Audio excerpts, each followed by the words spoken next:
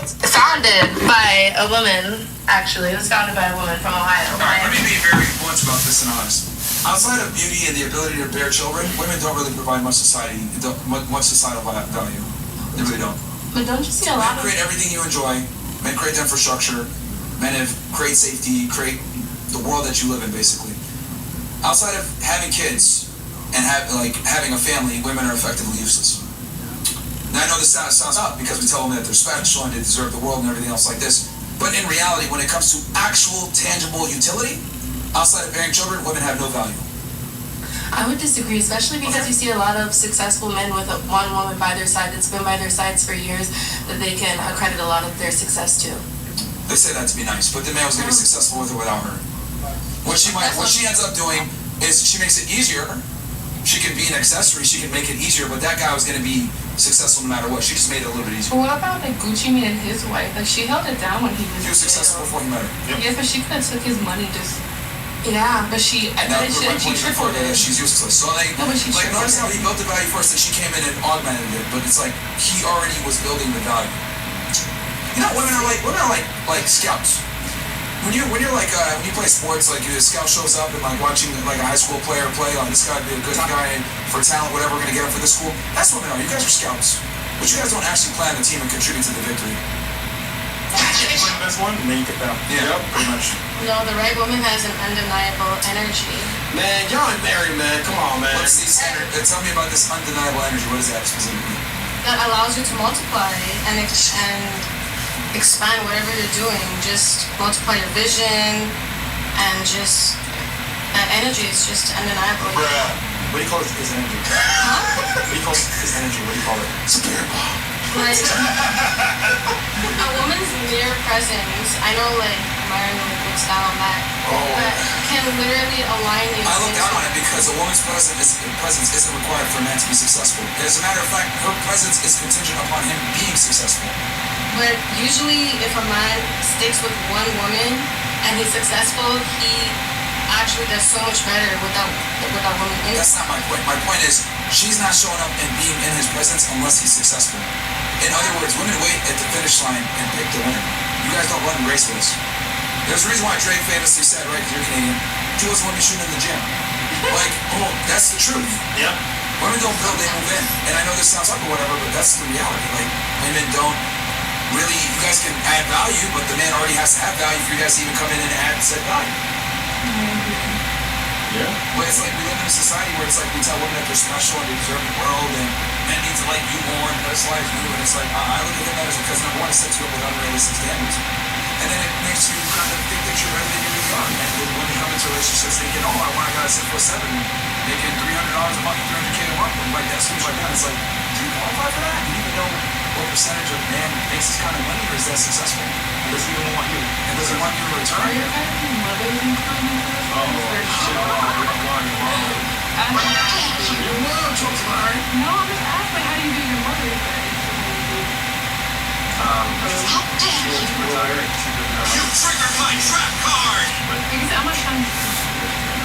No, I don't take offense to it. I just find it interesting how you talk about unflattering realities about females, then they ask, what do you think about your mom? Is that interesting? It's a general conversation here about our moms, but thank you. How dare you! She's doing great. Do you think she can contribute to your life in positive way? My mom? Yeah. She raised me. But So she's not useless. So I can have a mom that's great, but if I decide to be bad, it doesn't matter. Yeah. You know what I'm saying? So like, she raised me, but ultimately it doesn't matter, it's my choice. So, it's okay else. Okay, great.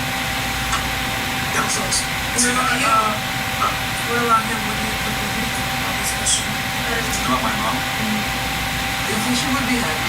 She would like me something like this. No, she's the one that told me to use this. If I'll be honest. So like, what if like all men were raised by women? You would be better off. So you think your mom would be better off? Statistically speaking, men actually do better as single fathers than as single mothers. That's the truth. Children do actually a lot better with a single father than a single mother. So you think your mom would be better off? Studies. What's that? You think your mom would be better off? If I had a single dad? Like, Right. See what I mean? Do you think that She didn't men, know she asked. do you think men value respect from other men? What was that? Do men value respect from other men? Yes. Okay, and then, so when men see you with a high value woman, do you think they respect you There's no more? such thing as a high value woman. Okay, That's Let me explain. some people. Let me explain this. A woman's value is determined by the caliber of man that she can get to take her seriously So and what get if her it's married. just a super hot girl? Do you think a man is gonna be like, wow, like, Can you how did you explain? pull that off? Like, how do you have Can you that? explain? I mean, I can. Yeah, it's eye candy, but what I'm saying is, well, here's the thing. She wouldn't be there if you didn't have it together. Yeah. We're talking about the woman, right? You said high value woman. So what I'm saying is that a woman cannot be of high value by herself. So do you think, in a sense, if the woman is choosing to be with him because he has his stuff together, in a sense, he represents her? No, she represents him. How does he represent her? So it's important. Oh, what is I'm confused with you. So what would be a definition of a high value woman? Having a ring from a high value man. Having a last name from a high value man. You don't believe me? What if they're different from you? Let me ask you guys this. Let me make this very easy. How many of you are in a relationship? None of you, right? None. That's fine. Wow. No. I'm not even saying that. I'm saying let's go in a scenario where let's say we're in a relationship, right?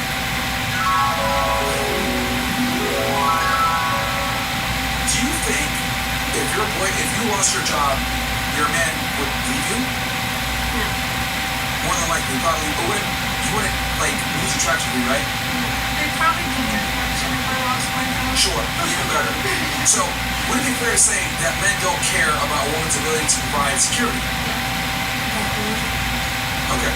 So why is that women lead with their education, their ability to make money, Independence. and their success and their independence? Why do women lead with that if you guys all know in the back of your brains that if you lost your job, it wouldn't matter? society. Society, how? Like you push that narrative that like your education is important, like all of that. Yeah, to you.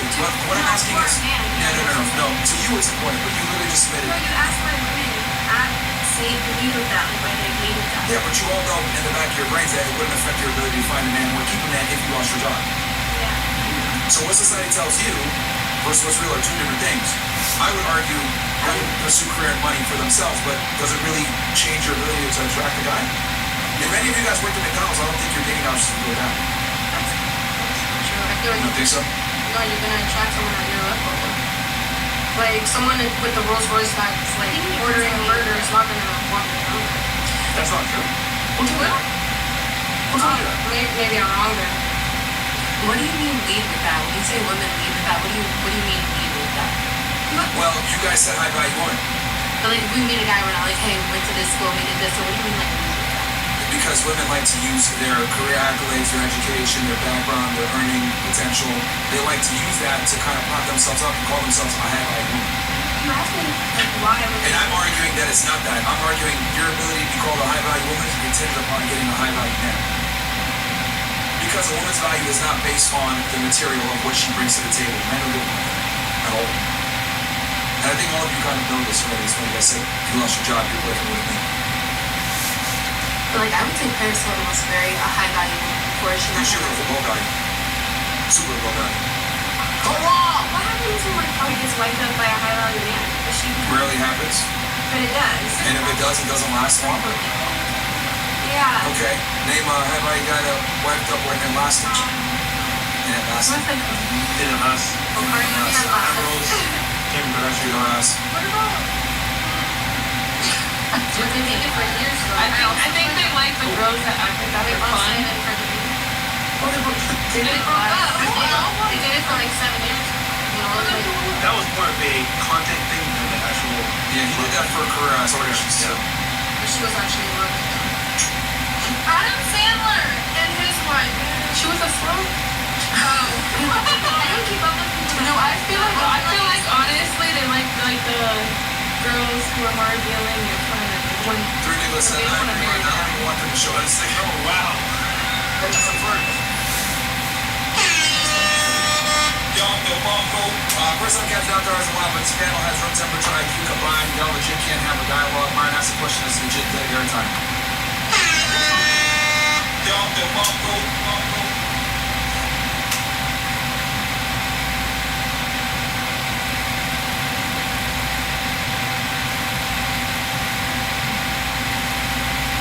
Yeah. So Friday night. Well, listen, I think this has been a great time. And now we can do some chats. Any questions? Anything else, ladies? How do you guys feel on 50-50? Half an hour? Yes. Doesn't work. Someone's my favorite, but doesn't work. Yeah. What do you think? Honestly, when it comes to like bills and your house and stuff like that, I feel like it should go based on both incomes and who makes more and who makes, it should be like a balance. Like if the woman makes more, the man makes more, whatever they got going on, there should be like a leverage, you know what I mean? I don't How would you feel if your man was making less than you and you're paying his majority of bills for 5 years? Would you get? I would not care. I'm being honest. 10 years. Still at the same level, same job, not moving. You're doing most of the work, paying most of the bills. He's making a mess at home, paying his box. Oh no, you gotta be productive. You have to be productive. So see, there's a time clock for most of these things. But again, a man, that's his like job, that's his like purpose. So bring it down. That is true. I get that. Do you want kids? Who do you want to be with? Like to raise the kids without either one mentally providing or also providing? Well, with the career I'm going with, honestly, yeah, I do want to be home. I also want to run with. I like making music, I have a big future with that, so honestly, it's a little bit different in my case. As a rapper? Artist, singer, rap, I talk about both, so whatever my call is, I enjoy it. See, passion has always been income. No, of course. But, different drive and happen. Right? Someone asked her, was it really $6 million less than? Oh, your face loud. Slightly bass. Definitely looks, really awesome. Okay, what else we got here? Us? Good to go? What are the questions? A lot number one for 6ix9ine. Oh. Stupid. Well, He's going to. Yeah, you probably saw that he wasn't rapping. you're still rapping? Yo. Penny doesn't do it. Yeah. Alright, man. I took the stream kind of earlier. I mean, yeah, I don't. I think we did the thing. Yeah, I just, I don't know, like, I'm not trying to be whatever, but it's like, y'all were waiting for Steps with that for a very long time. But it was supposed to be the most fire episode that you guys had since we had 6ix9ine. It was supposed to be. Yeah, so what happened? What do you mean? I feel like we're doing good. You're doing good. Myra's face, like, I just No, but like, come on, bro, it's fine. Hey, flip itself, that's good. subscribe to my OnlyFans. Oh, shut up. No, it's fine. Yeah, I just, like, yeah, I don't know.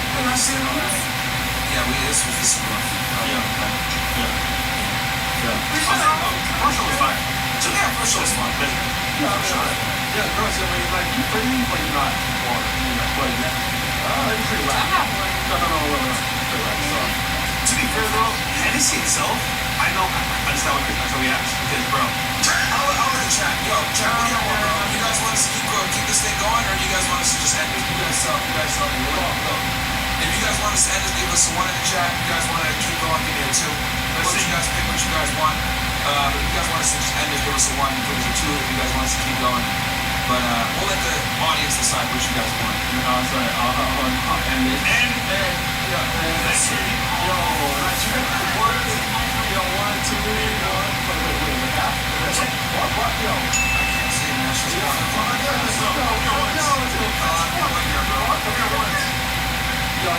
can't even see, bro. Yeah, bro. Like, the chat's It's It's like a 50-50. yeah, you know what's crazy, guys? We got like 20, 30,000 people watching. Y'all just like, Let's get it going. You want a reaction on it, you have to ask. It's good. now she's like, call somebody a name or something. I don't know. Oh, no, I think What name? Call me a name.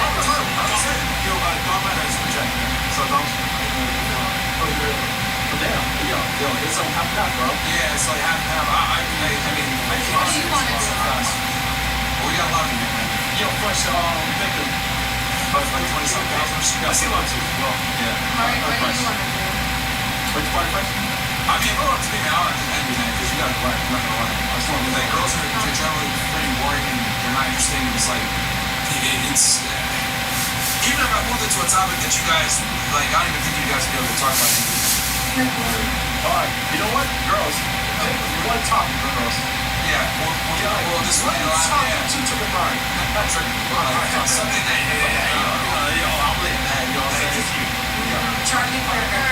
Tony Bird? Oh, wow. Oh, okay.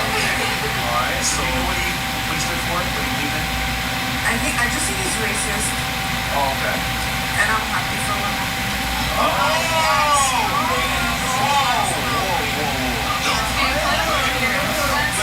It's fine, like, this is what you want. That's what Mari wanted, right? Let's go. It's not what I wanted. It was what you want. So you need that sincerely. Someone died and you're happy that Well, he didn't care about the Palestinians. He did say So no, towards the end. So someone Canadians, I don't care. right? Deserve death, is what you're saying.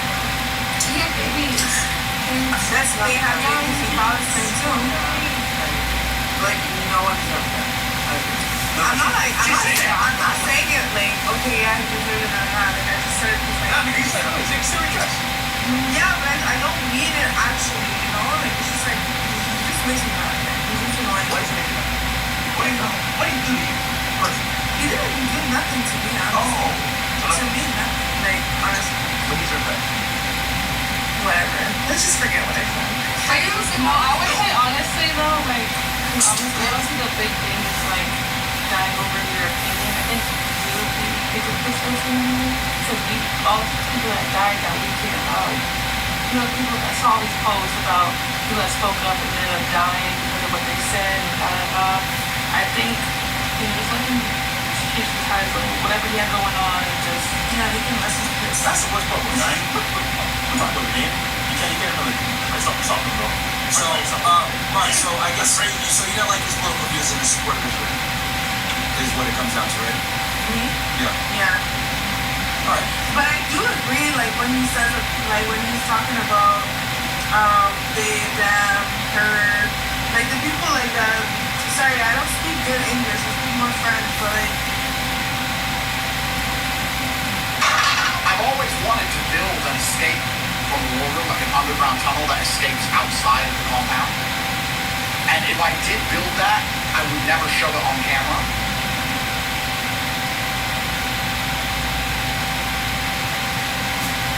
So we have a war room here, panic room. Got a safe, another camera feed.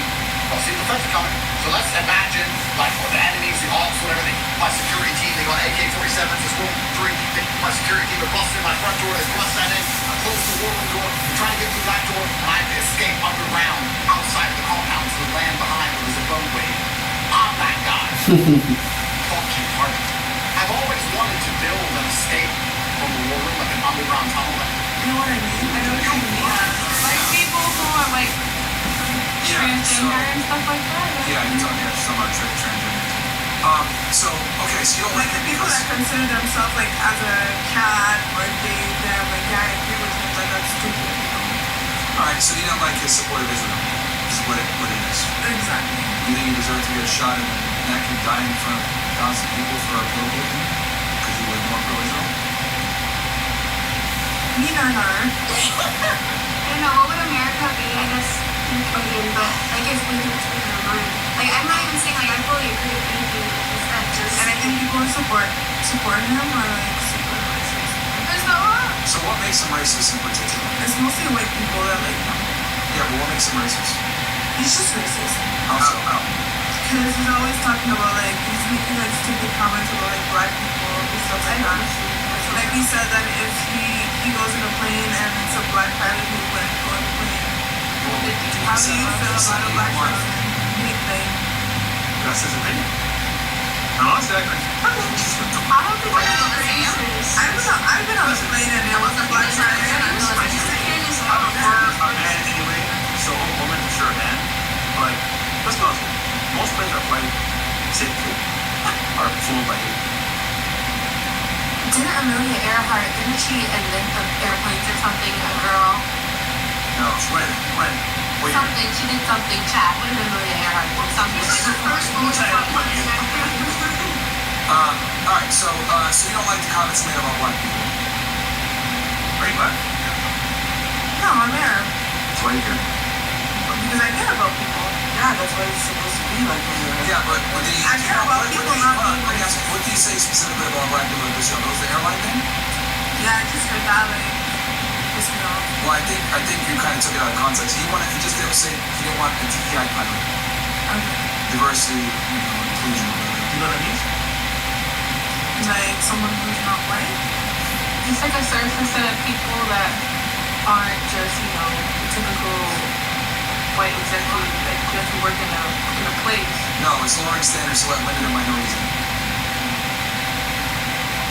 That's your perspective. It's not my perspective. It's literally It is. It's not lowering standards. It was literally meant not to cut anybody off, but it was literally invented because white men were the majority in like schools and in all these professions like doctors, lawyers. That's why everyone's like, my lawyers, all this stuff because white men have been the predominant ones. So that's why the United States decided to include this DEI to give minorities a better chance at jobs where they didn't necessarily have a better chance. That's why it was invented, not because they're not as competent or they're not as smart. So if I see a black woman, an Arab woman flying my plane, right on, sister. All right, well, let me ask you this. You mentioned people. They've been kicked out of 100+ countries over 1,000 times. Probably one of the most persecuted people in all of human history. And they're minorities. How is it that they've been able to figure out and become successful in countries where they're not the host nation? A lot of people are successful in other countries where they're not the host nation. I'm saying like, pretty they did it without affirmative action, like blacks do. In There India, are some things here and there that help Jews, but in general, they're looked at as white people all the time. They kind of mix and match. I mean, Indians did the same thing. I'm pretty sure in the UK there's like the majority of land or something. I heard If is there was racism towards Chinese, how would they end up becoming successful in America? And Japanese too. What's your question? Because people have grit and they have determination. So I'm confused. Yeah, so I'm saying like, they don't necessarily need to use DEI as much as like blacks do. And they found a way to become successful in minority groups. They dealt with persecution as well. I wouldn't say it's as much as blacks do. I mean, and also they have like we said earlier, who rules the music group? Like who rules music? Yes, the Jews for sure. Right. So you're saying like, oh, they were able to do this, but at some point. So do you think racism is still a barrier for people to be successful in 2025? Also, black people cannot be racist. Yo, what the? What? Do you think black people should get reparations too? I'm not sure about that. So you're telling me that I can't be racist? No. A black person can't be racist. So what if you were to make like a racist, like if you call a white person a cracker? I mean, that's not nice and that's not a good thing to do, but I wouldn't. But you can. That wouldn't make you racist, you think? I mean, undergrad, that's just what I've learned. The black people cannot be racist because we're the minority. How can we be racist? Can you be racist to other minorities? I mean, I guess people could, but... So by your own discovery, you can be racist. Seems like there's a lot of discoveries today. Okay. Wow. This is why everybody laughs at American Black, bro. Yeah, that makes no sense. Where are you from, Myron? Sounds Foundation. My family's from Sudan. Does that mean I can't criticize American Blacks? I'm just asking where you're from. Yeah, I guess Sudan technically in Arabic means the land of abundance. I've been so wrong. Because at this point, bro, you can't be that dumb. Asking where you're from. Yeah, I guess Sudan technically in Arabic means the land of abundance. I've been so wrong. Because at this point, bro, you can't be that dumb. Like, okay, logically speaking, you can't be anybody can be racist. Like black, white, Asian, it doesn't matter. So they're telling me that is obviously a lie, so. Which is actually learned in school. In college. Yeah. That's what they teach them is like that in school. You said college, right? You said school. Or you studied it? Yeah, no, I didn't say I studied it, but I had someone tell that to me in college because I made a similar remark and I had someone correct me and black people cannot be racist. Like your professor? No, college. All right, so going back to her with the whole thing with the pilots, I think what he was referring to was he didn't want a DEI pilot. Just put in there because of And then the other thing too is that like you know, look, I don't think I think racism is a good thing actually. If I'm gonna be honest. Well, Fresh, I have a question for you. Last time, women propaganda, he went crazy and he was racist and you were just there saying nothing. How does that make you feel? Like, You need some words? he said the N-word and you're an African American and you just let it happen. You need a word? It's just a word See, to you? when you got Wait, did you watch the whole show? Did you see like those girls? How they behaving? I was there in the panel. Oh, you don't remember how they were behaving? It doesn't give him the right to call her black. And I just feel like you should have came in and said something. I did. What did you say? I agree. You agree with women propaganda. That's Is there a problem? See, this problem, right? Wars have control of me. Monopoly. This doesn't work. But I can like all day.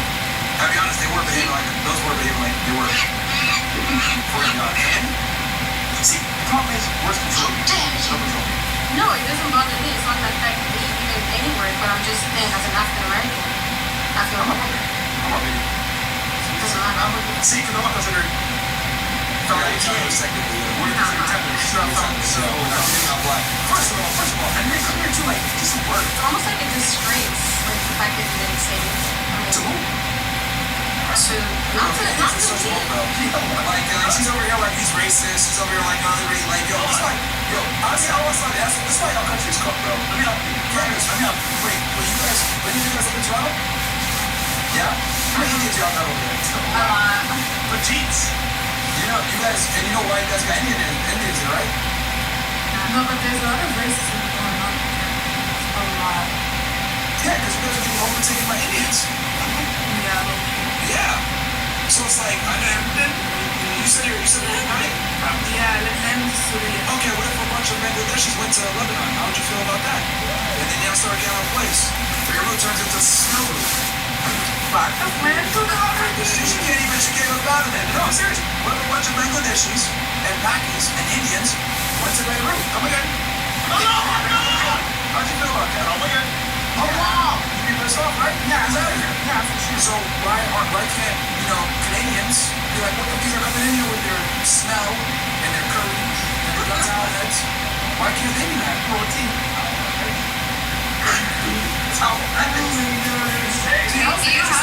When you ask people about mass immigration from where they're from, they're like, no, we don't want these in here. But they get mad at the Canadians for saying we don't want these Indians here.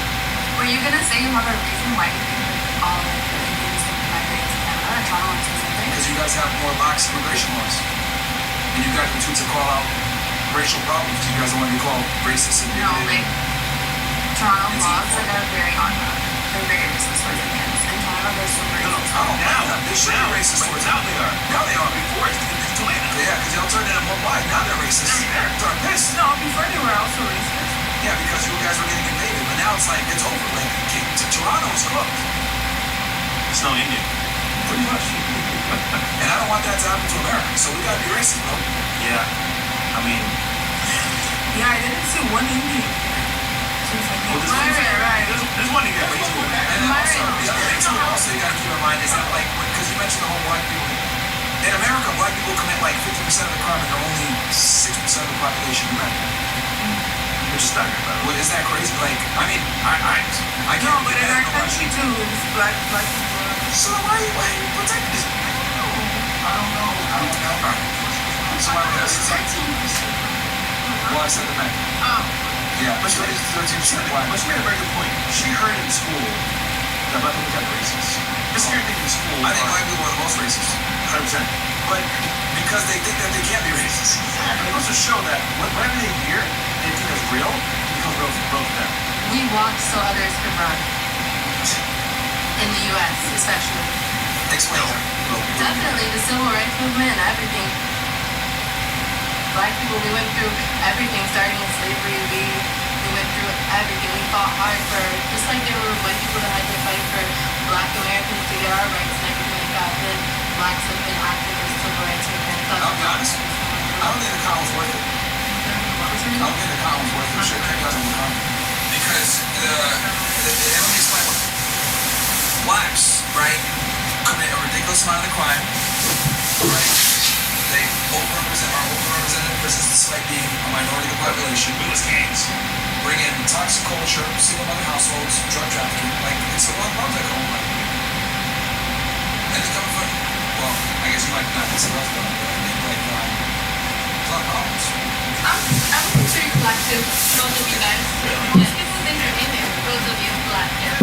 We're not foundational. Yeah, we're not, normally I don't consider us. Look, You're the OG, you're the OG. I'll tell you this, man. I got black fatigue too, man. Things that are out of control, bro. They're snapping chicks on trains, committing gang violence, shooting off their shoes. Like, bro, like, one of the worst cities in America. Detroit, St. Louis, LA. Niggas. Black poverty, majority of black people that are committing murder. Yes, you could make the argument that money is a component to it, but keep it rich.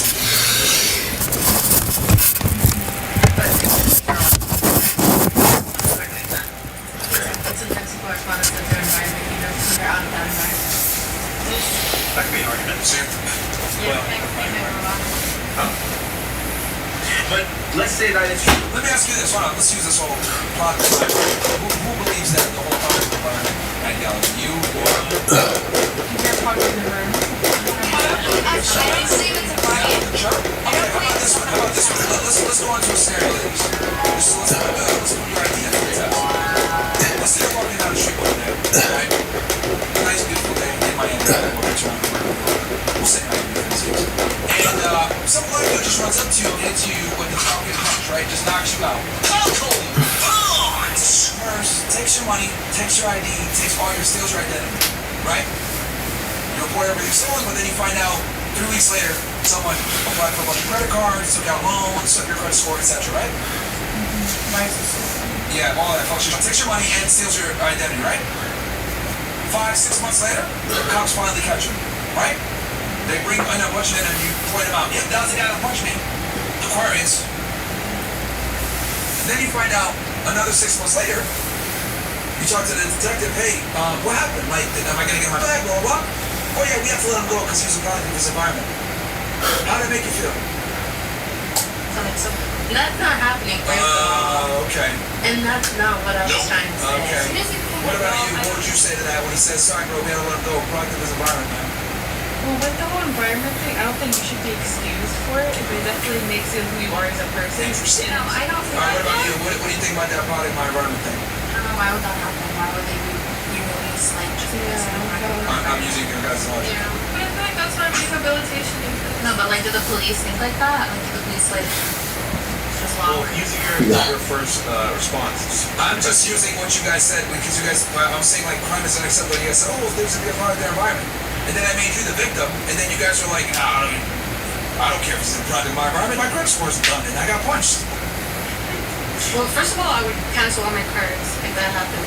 That's the first step. Alright. And then Yeah. But then how would you feel if the cop said, yo, we have to let him go, he's a product of his environment? That's No, I don't think, but it's not in, like, No, nobody's your children are products of their environment when they're still children. When you become an adult, it is your to make your decision, your own choices. I think poverty plays a role in the way that the black community is, mostly in jail and stuff, in prison, is because of poverty, that link. Man, you're able. And I think that we should fix that before we shame a whole race of people.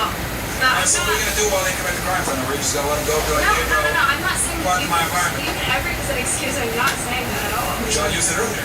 No, I never. Not in that way. She did. She did. I was I think she thinking, should get out of as this a child, I was like, But shouldn't we should start with children and start rehabilitating like children at a young age. I'm just saying what we should do. I'm not saying that it's right or wrong. How would you do it? for kids, I would get better like social services probably, working in cases that are like, I just think that we don't have a lot, like foster homes are overfilled and like stuff like that. I feel like a lot of their kids are they in the schooling system because a lot of those immigrants don't make that much money, so they really can't pay that much. But no, I think the government should try to fix children when they're young so we would have less people in prison. Well, and also their parents. Like, from their homes, because if you're gonna say that. Did any of you vote in the last election? More money should go into education. Hold on. Did any of you vote in the No, last the election? foster care system. Did any of you vote in the last election? No. Only one? You voted? Why would you vote? Why would you vote?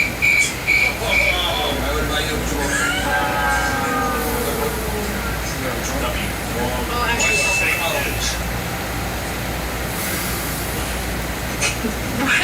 No. I just think yeah, well, abortion was one of them. I think everyone should have their own rights to their own body, honestly. Body of choice. Period. Yeah, Alright, what else do you vote for? You ever had an abortion? no. Come on. No, I haven't. Come on. I haven't. Come on. Never. One. Never. Alright, so why'd you vote for it besides? Okay, so abortion, what else? Reproductive rights. Trump allowed that too, by the way. He wasn't anti-abortion then. So why'd you vote for it? Great fun story now. Didn't she blame you for her not getting elected?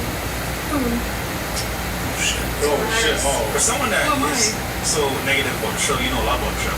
Yeah. No, I've been following Myron ever since I got on the show. Okay, great. Alright. So then you should understand. I actually have the book. Yeah, she wrote her book that me and Andrew Tate kept it from the. You didn't know? No, I do like. What's book right now? Oh. It's alright. Alright, cool. Brent knows where it's at. Yeah, it's in her book basically. She said that me and Andrew Tate like influenced young men and her campaign. And how does that make you feel? They're awesome. Kept her out of the White House and kept her in the kitchen instead. You like the recognition. Well, no, it's not even recognition. There's no way we can have a female president. I don't. We just can't have it. No respect anywhere. And I don't even think women should be allowed to vote. If we're going to be honest. I mean, think about it. I asked her, why did you vote for Kamala? She can't even articulate why. And I just can't get political. No, Rumble, you say anything you want. Yeah, it's already hard. No. Every 7 days. Yeah, what's up to say? But yeah, so like, isn't it kind of weird that like you voted, but you don't? This is why I don't think women should have the right to vote. Because like when I ask them why'd you vote for X, Y, Z, they can never tell me why. The thing is, most of them don't vote, so that's good. Good job. Keep doing it. Actually, they vote more than men. Well, the last election though, but like they vote a lot more than women, unfortunately. Very good saying. I disagree. I think even some men make some uneducated votes or whatever. I think we should go back to everybody taking a test. If you can pass the test, then you can vote. Yeah, but I don't think women should even. If you can't pass the test, you can't vote. That's her own fault. No, but like you guys don't have to even be a selective service. We do. Selective service? Yeah. So, whatever. Well, you know, like, Draft. well, we're not gonna be good in war anyways. Who wants to fight war? We agree. Listen, voting itself should be only for men. So you want to go back to like the 1960s? Like that's Actually, it was a good era. We need something to change. you weren't even born in That was a good era. So that was like when America was at its peak, post World War II, right?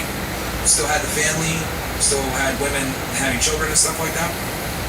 Good old days. Yeah, we're the world power. Now we're cooked. Now we're honestly You know, cooked. it's a big reset. Like Canada, UK, you guys are. I mean, how expensive is it for you guys to be here right now? Like with your Canadian dollar versus US dollar? Yeah, it's definitely more expensive. Like, I got just like a strawberry matcha and a little sandwich, and it was literally $50. Canadian. Yeah, Yeah. like that's crazy. Yeah. Like, we're like 50. We're like 50% more. I would say like their dollar's half more. Yeah, also, a lot of girls from Canada come here, and to stay, they start stripping, start selling inside the box. It's salvage. Because I guess Or it's you better. expand your business and you work on your business every day and you get to a level where you never expected to be. That's good. You know, No, I want that's that. what happens here. No, I agree. Especially with Yeah, for every one girl that entrepreneurs. does that, there's like 10 that leave. Same for men. You know? We can't sell sex. I know, but you guys are still like scamming with it or doing what you got to for 1 out of every 10 men. For one, yeah, that's true. I mean, they are scammers, but I mean, I think women have way more opportunities to make money and live life on an easier mode compared to men, personally. Especially if you're in Miami. Well, I would just say in general. Like, women just have more opportunities than men do nowadays. Maybe. oh, for sure. Yeah. I mean, in terms of like stripping and like selling your body, right? Well, I mean, as in, like, you can choose to go to school, you can choose to be or you can choose to have a family. But you guys have all these different choices. Us, it's like, succeed or you're cooked. Pretty much. We can't marry a rich woman. It'd be good. I mean, there are sugar mummies, and they do allow men to come and live in their houses. Bruh. For example. Now, like, bruh, like, most women that have a high net worth would never even look at a bar. And why are they like having sex with like their? They're looking for fun. And even if they're lucky, and it's gonna be like old, and the money probably came from her husband that died. But why does it happen in a lot though? It doesn't. And then the husband is out there not really doing it. It doesn't. From my experience and knowing a lot of guys in the sex industry, it definitely does happen. Lots of like middle-aged women who are using like their husband's credit card to buy and spend money on them. Okay, you said in the sex industry, how many of these guys you think are representative of the majority of men? 60. So 1 to 2% of the population is doing this. Well, Brad, Or no. you. Congrats. Yeah. You picked yourself. Yeah. Stupid. Just because it exists doesn't mean that. But why? Yo, I promise you, bro, this is not a typical One thing I've noticed about women, man, like, if we say something that's generally true, they'll immediately come up with, like, an anecdotal argument to say, oh, well, I know this one person that is different. They want to be right so bad. That's, you know, after talking to almost 4,000 you guys, that's like the number one thing that women do. It's like, you'll say something that's objectively true, and they'll say, oh, well, that's not true because my friend is the I exception. feel like You're not like, what the, like, If you talk too general, you're always generalizing. that's how the world works, though. we're in a general population. Yeah, Myra. The world operates on generalities. In general, most of you want a guy that's over 6 foot tall. In general, most of you guys want a guy that makes more money than you. And in general, you want someone super hot, super pretty to be Thank you your for girl. getting my point even more. Yeah, in general. Get her. Him. Okay. In other words, generalities is how the world works. Okay, you're right. Appreciate, bro. Sure. Yeah. If you guys are like so obsessed with men, what do you think about gay men? Huh? Oh, Wait, so so that's not no. No, like gay. What do you think about them? wait, you're gay. No, okay. Do you have like is it like normal for you? Do you have like boys who support like gay pride, Wait. like image pride? Like You think he's gay? Wrong. no, I'm just No, that's so. we're talking about men. Why did you mention though? Like Wrong. we've been talking about men like You are not slick. no, it's like I'm She's just bringing it up because we've been critical of women. It's fine. Let me give you my take on gay men. I think we should section them off in one part of the city where they can't go out into the public and do open sexuality. No TV shows. Sex. Ads on TV. Yeah. Women. Open up Plus boards. sex. I You know. guess. So look, there's 2 parts to this. All right, with gays. Look, they want to be gay, that's fine. But I think we should, seclude them in a certain area of the city where they want to have the gay bars and gay pride parades, all that other stuff, and open, homosexuality. You got to do it there, and then when you come into the public, you can't do no displays of affection that are gay. It'd be illegal. It causes fear. That's what I think. Because I think it's destructive to kids and the family for them to see that. Now, with that said, though, gay men have higher net worths than straight men. Why? You know why? I don't know, like Take a guess. Yes. because population and their I don't know, like They don't deal with women like you. There you go. Right. Like that was like it. They used to use the word gay openly for being happy and merry and joyful. So, so at least you support gay men. no, we don't.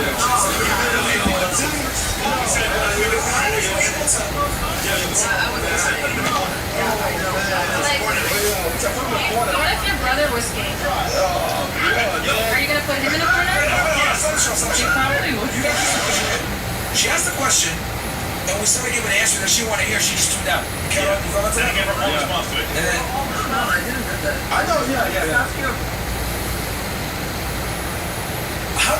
to the conclusion that we support gay men. We said we need to No, support I them was in their own part of the totally city. ironic. I was literally ironic. I was Trying to like, slick. no, you literally said that basically you look like an important gay man. Yeah, sure. Because, like kids would be affected. Yeah, yeah. What? Yeah. Turning gay, maybe? Yeah, being gay. And how would that affect you? Like you asked what Charlie Kirk did to her. How would like affect? It's for the population. The people. I don't care. I'm not gay. Children are impressionable and innocent. We don't want dudes kissing and humping each other and gyrating in front of children.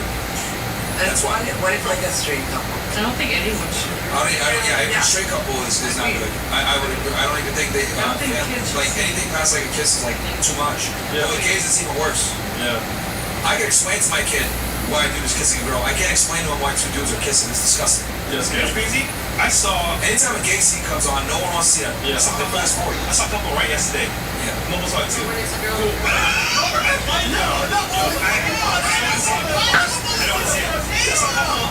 Yesterday, and they were humping each other. In public? Two dudes. At the And club. I was like, bruh, disgusting because kids are here. Well, I'm sorry, they're not in there, but like they could be here watching. That's gay. But hey, it was a club thing. It was a club. The club thing. What kids going? Fresh. Huh? What kids are at the club? No, I'm saying if there were kids here, it's disgusting. Yeah. But there was a kid, so it wasn't the Well, I can turn away and say that's gay. They might be like, oh, what is that, Dad? What is that, Mom? You never know. Yeah. But it's weird. It's like, that's gay. So if it was two women, what would you do? You would like applaud. It's still degenerate, but it's not as disgusting to see. I don't say it's my face. And I mean, I don't think most women. I don't think women actually like each other like that. I think when women say they're bisexual, I think that's a lie most of the time. It's for fun. I think women do it just to kind of like attract men and because it's fun. Or try it for one time. Yeah. But I don't think women actually enjoy being with other women. So you don't think lesbians is real? Not really. And I'll tell you why, because women don't provide value like I was saying before. Thanks for the date. Who protects the other if someone breaks in? Yeah, more masculine one. Each should provide real protection. Probably, maybe, who knows? Who's that's going to be the voice of reason, which is emotional? You could take two. Who's going to be the rock? You saw Queen Latifah and said it all. It's about social references, bro. Remember the Cardi B and Iggy Azalea? That anymore? Isn't she? Yeah, single mom, right? Queen Latifah? Iggy. Oh yeah, she is. They should be cute You with know, I Cardi. happen to go black. Become a single mom, bro. Yeah, man, a single mom. Hey, man, I'll just smash it up. Yeah, why? Of course, man. You always stick it around. You smash and dash, man. Turn it over. You know, man. Yeah. All right. Yeah. We got last one here. I'm gonna call you chaos. Oh, Ryan. Appreciate Alfred's trying to keep this going. Myron, what's your opinion on Naive Kelly? Okay. Let me ask, what are your thoughts on since you have such a problem? I just don't want to answer. Come on, man. Okay, We got you. Say whatever you want. Say what you want. I'm nice at worst. Yeah. I just don't like them. I'm just following like how my parents think about them and stuff. So I like grew up with that, with them having that mentality. So Were you born in Lebanon or were you born in Canada? no, I was born in Canada. Were your family born in Yeah. Well, my dad in Syria. My mom. Why make Lebanon every day? Wait, what? There. No. Yeah, they born Lebanon. There's a lot. That's the point. Okay. What are your thoughts on Syria?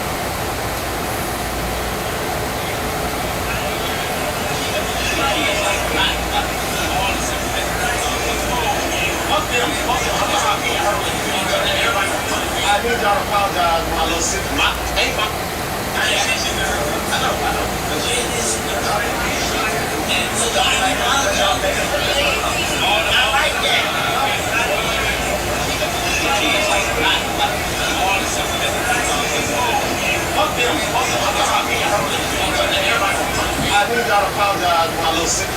Ain't my little sister, it's like my little stepdaughter, Yana. Because she really like my stepdaughter. The young man. And young. For her mother? Yeah, me and her mama got, Miss Jana. That's the only white lady I deal with, but yeah. Her mama hit. Her mama got it. That's what I'm saying. That's why. I ain't gonna lie. So look at this one, say, Yana, we love you. I ain't gonna lie. Don't for the sake of man, I apologize. Not for the sake of man, but just as a man, and we need no disrespect. We all in the same world, you know what I'm saying? And we need no disrespect. Yeah, but I can say my own part. Say it. Alright, for the sake of man, I apologize. It is good women, bro. We have a good time. Oh, how you gonna cut me off? You right. For the sake of man, I apologize, Yana. I don't even like Yana, but I apologize, Yana. I know. Hey, get off me, man. Don't touch me.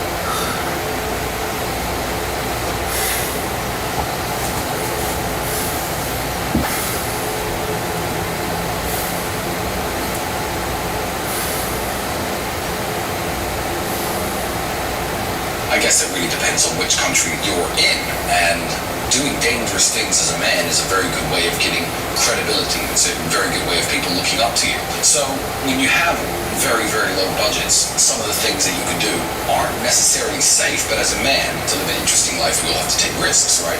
If you live in California, I don't know, hitchhike from California to New York City or to Florida. Try to get somewhere else without any money, without a car of your own. You know, do something interesting. There was a guy who I still speak about to this day. He rode his bicycle from the Netherlands down to a city in Romania, and I went to meet the guy. I guess he was quite an interesting person, but that's something no one else had done. He was sleeping under bridges and sleeping under motorway passes in the Romanian forests, which are filled with bears, as you know if you've ever seen any of my footage driving through them. And it was just an interesting thing to do, and I think that that's something that he'll have forever, and it's something that he'll carry around with himself forever, and he'll always have a very interesting story to tell. You know, if you're a 17-year-old kid who lives with your mom and your dad, where do you go? I guess it really depends on which country you're in. Is it a videographer first? Oh no.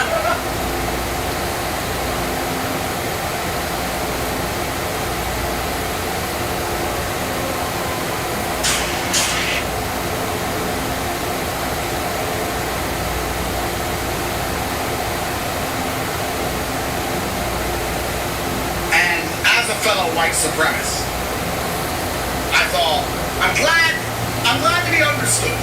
It's nice to be understood. Because people pretend they don't understand you. I'm out here, I'm doing my thing, and people are like, he's crazy, why does he do that? But Nick gets it. He understands the blacks are the problem, he understands the women are the problem. Nah, Amber's great. But unfortunately, in the world we live in, you have probably the admitted interacting to it, women, so. and you also have the interacting blacks. That's how that's done. So you can't avoid them. You know, sometimes I get the black box. You just sit there, you've just been arrested for human trafficking. You're sitting at DCOM HQ in Romania. There's 3 armed guards sitting next to you and sitting there with their neck on the phone.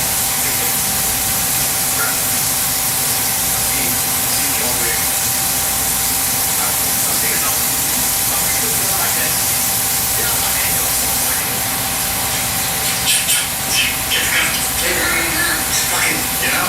We're just sitting there just thinking about it. It's like, what if they can read my mind? I'm not black, everyone only know what I'm thinking. Then you're like, Andrew, black thoughts, not doing that, just go to court, It's like, you're just go to court. It's a constant battle, like Jekyll and Hyde, you know? That's how bad it's going with these fucking niggers.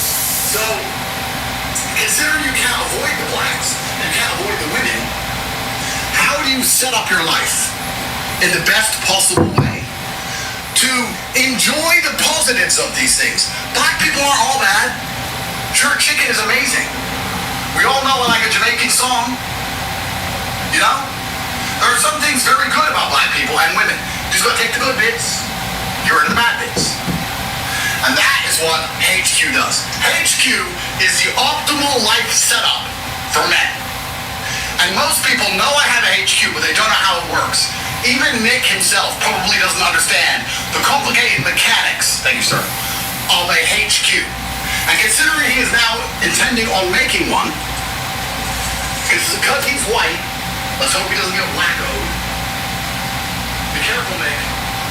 There's a reason Marcel's in my house. You think I like him? You think I like him, Marcel? No. You might have a nigger in the mix. Otherwise, it's fucking wacko. Nazi this, Nazi that. Me being half black has the same half all for me. Okay? I'm black. I'm a man.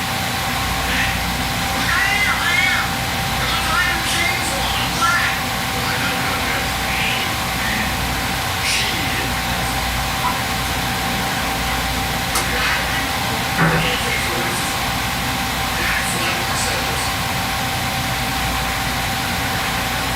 be careful, buddy. Be careful, Nick. You're gonna need a nigger. Train him well. You know?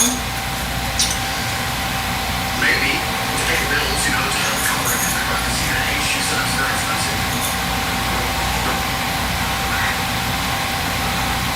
Keeps him busy. Or if you look outside, you know, they roast for free. Disease, roast for free. You know, if you're the hardest thing supposed to cost money, but you need something to do.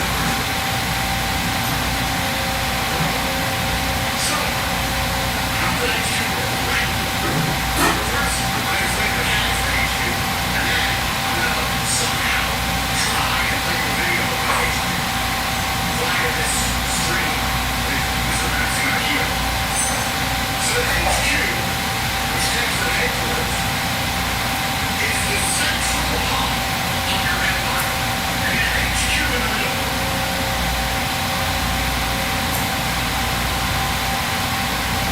It is the central hub of your empire. Your empire's primary objective as a man is to make as much money as possible and to be as powerful and as important as possible. And to do that, you need to galvanize your body and mind. And an HQ is to make you money, galvanizing your body and mind, and also making fun of yourself. That's what the HQ exists for. In the HQ is your daily routine. These are your best guys, your favorite friends, and you all live together in it.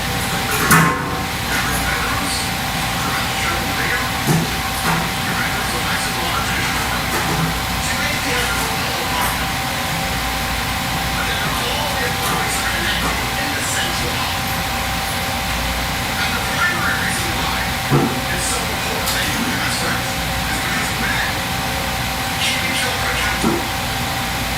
One of the questions I get asked is, besides why are you so rich, and besides why are you so famous, and besides how you have so much money, besides why are you so strong, is how you're in such good shape important? And I'm like, no. What's your shape? No. The reason I'm in such good shape is because of the headquarters. And I am one man who are constantly trying to mock and make fun of me for not being in shape. I wake up every morning and the other guys at HQ are training. I can't be the only pussy who doesn't train. If there are two ways, I would lift weights. One is to train with my friends, and two, if they're all training, I want to train. If one of them says I'm fasting for 3 days, I'll say 3 days on this order, I'll see on 3. Okay, and I'm reflected, and end up getting my fucking self in trouble with me, and I'm always in trouble as we go. But I will be here. You're abusive! Decom!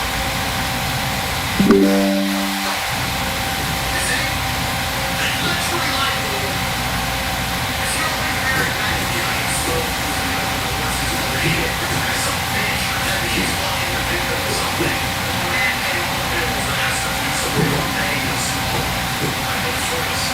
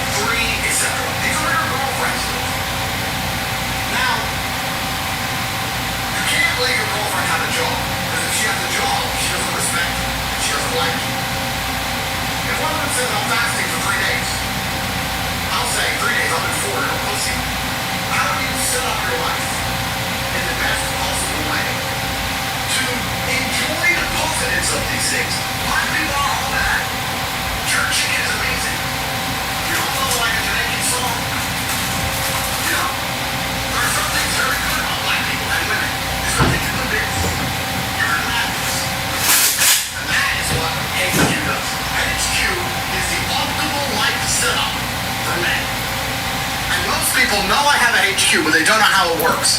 Even Nick himself probably doesn't understand the complicated mechanics, thank you, sir, of a HQ. And considering he is now intending on making one, because he's white, let's hope he doesn't get wackoed. Be careful, Nick. There's a reason Marcel's in my house. You think I like him? You think I like Marcel? No. You gotta have a nigger in the mix, otherwise it's fucking wacko, Nazi this, Nazi that. Me being half black hasn't saved me at all from any of my legal problems. Every time I go to court, I'm like, hey, I'm black. And they're like, nah. I'm like, I am. I got diamond chains on, I'm black. They're like, no, we're going to jail. Shit, man. Shit. Thanks. But if you add a nickname, they can't say it's a racist compound. That's why Marcel lives here. So be careful, Nick. Be careful, Nick. You're gonna need a nigger. Train him well. You know? Maybe to pay the bills, you know, to help cover it, because you're about to see that HQ setup's very expensive. You can grow cotton out the back. Keeps him busy, earns you a little bit on the side, you know? It grows for free. Few seeds, grows for free. I mean, obviously the harvesting is supposed to cost money, but he needs something to do.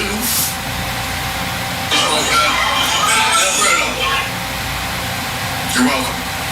So, how does the HQ work? Right. First, I'm going to explain the mechanics of the HQ, and then I'm going to somehow try and play you a video of my HQ via this stream with Mr. Producing Aikido.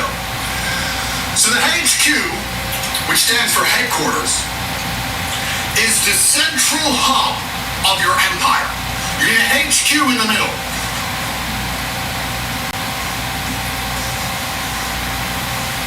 It is the central hub of your empire. Your empire's primary objective is to make as much money as possible and to be as powerful and as important as possible. And to do that, you need to galvanize your body and mind. And the HQ is for making money, galvanizing your body and mind, and also making fun of Marcel. That's what the HQ exists for. In the HQ is your day one team. These are your best guys, your favorite friends, and you all live together in the headquarters. You have your own bedrooms, which we're about to show in the video. Your bedrooms are nice and large because you're not broke. So you basically have your own little apartment. But then all the apartments are connected in the central hub. And the primary reason why it's so important that you live with your best friends is because men keep each other accountable. One of the questions I get asked most often Besides, why are you so rich? And besides, why are you so famous? And besides, how do you have so many children? And besides, why are you so funny? Is how are you in such good shape at 40? What peptides are you taking? None. What steroids are you taking? None. The reason I'm in such good shape is because I live in headquarters. And I live with other men who are constantly trying to mog and make fun of me for not being in shape. I wake up every morning and the other guys at HQ are training. I can't be the only pussy who doesn't train. If they're lifting weights, I'm gonna lift weights.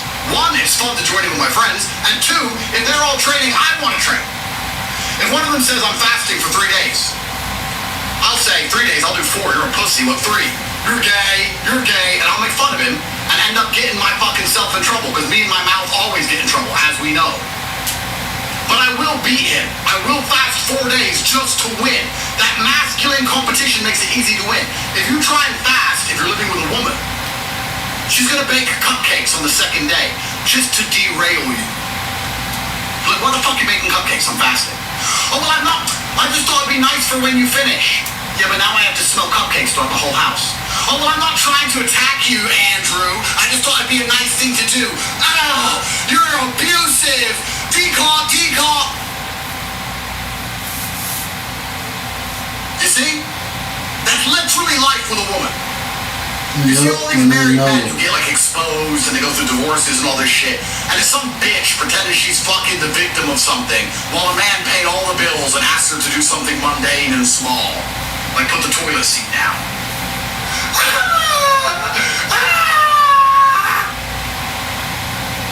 I don't have to deal with any of that shit. None of that. Because I live with the day one G's and we're competing with each other in everything. We compete in money, we compete in training, we compete in fasting, anything that matters, we compete. We're competitive. That's what the HQ is for. Now, your HQ has to have all the things a man needs. What do you need in your HQ? You've got your bedroom, you've got your separate apartments.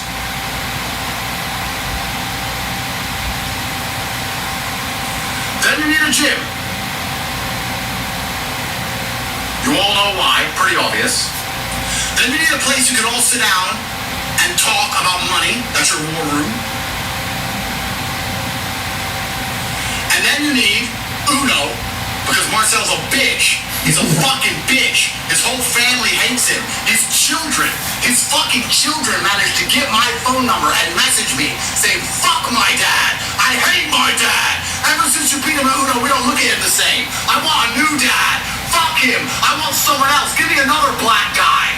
I'm like, I know they all look the same, but you can't just replace your dad because he lost to Uno. Fuck him. He's not my dad anymore. That's why you need Uno. So, once you have these things, guys. Morning, bro. Man, have you seen those memes on Twitter where it's like, all a man needs, and it's like a garage with a gym, a bed, a computer, and a car? Yeah. You need a nice whip, you need a gym, you need a bed, and you need a computer. That's it. Everything else is bullshit. When I see men in these fancy-ass houses, that's for hoes. You're optimizing your living space for girls. I'm optimizing my living space to win. Different. If I want to take a girl somewhere nice, I'll go to a 5-star hotel. If I meet a baddie and I'm like, we'll go get this suite. We'll go get this suite at the Corinthia. And we'll sit there. You're optimizing your living space for girls. I'm optimizing my living space to win. Different. If I want to take a girl somewhere nice, I'll go to a 5-star hotel. If I meet a baddie and I'm like, we'll go get this suite. We'll go get this suite at the Corinthia. And we'll sit there. You can go, wow, the flowers. Oh my God, look at this lamp. Well, look at this lamp. Your house doesn't have lamps. Your house looks like the Bat Cave. I'm like, I know. That's why I took you here to look at the lamp, you silly bitch. Get your tits out. I put a lamp in my fucking house. I ain't gay. My house is for winning. How do you think I paid for this fucking Corinthia penthouse? Because of HQ. Optimize. So those memes you see are 100% true. And that's how my life is set up. That's what HQ's for. Now, around HQ is the satellite infrastructure. And this is very important. This is how you live life as a man without becoming a wife guy and also having children, which matters. Because you white supremacists aren't having enough kids yet. You're going to finally get, You need that little bit of black in you. A little bit. You know, they say Andrew's spiritually brown. Well, because I don't give a fuck about the police and I have kids with loads of white chicks. Yeah? Yeah. Appreciate you, brother. Correct. What are you gonna do? Arrest me? Tried that? What are you gonna do? What are you gonna do? I'm spiritually winning, okay? I'll be brown, white. If I'm in China doing a math test, guess what? I'm Chinese. Ching fucking chong. I'm here to win. So now you have the satellite infrastructure around HQ. Around HQ, you need satellite apartments or houses, depending. But for simplicity, we're gonna say satellite abodes. And these float.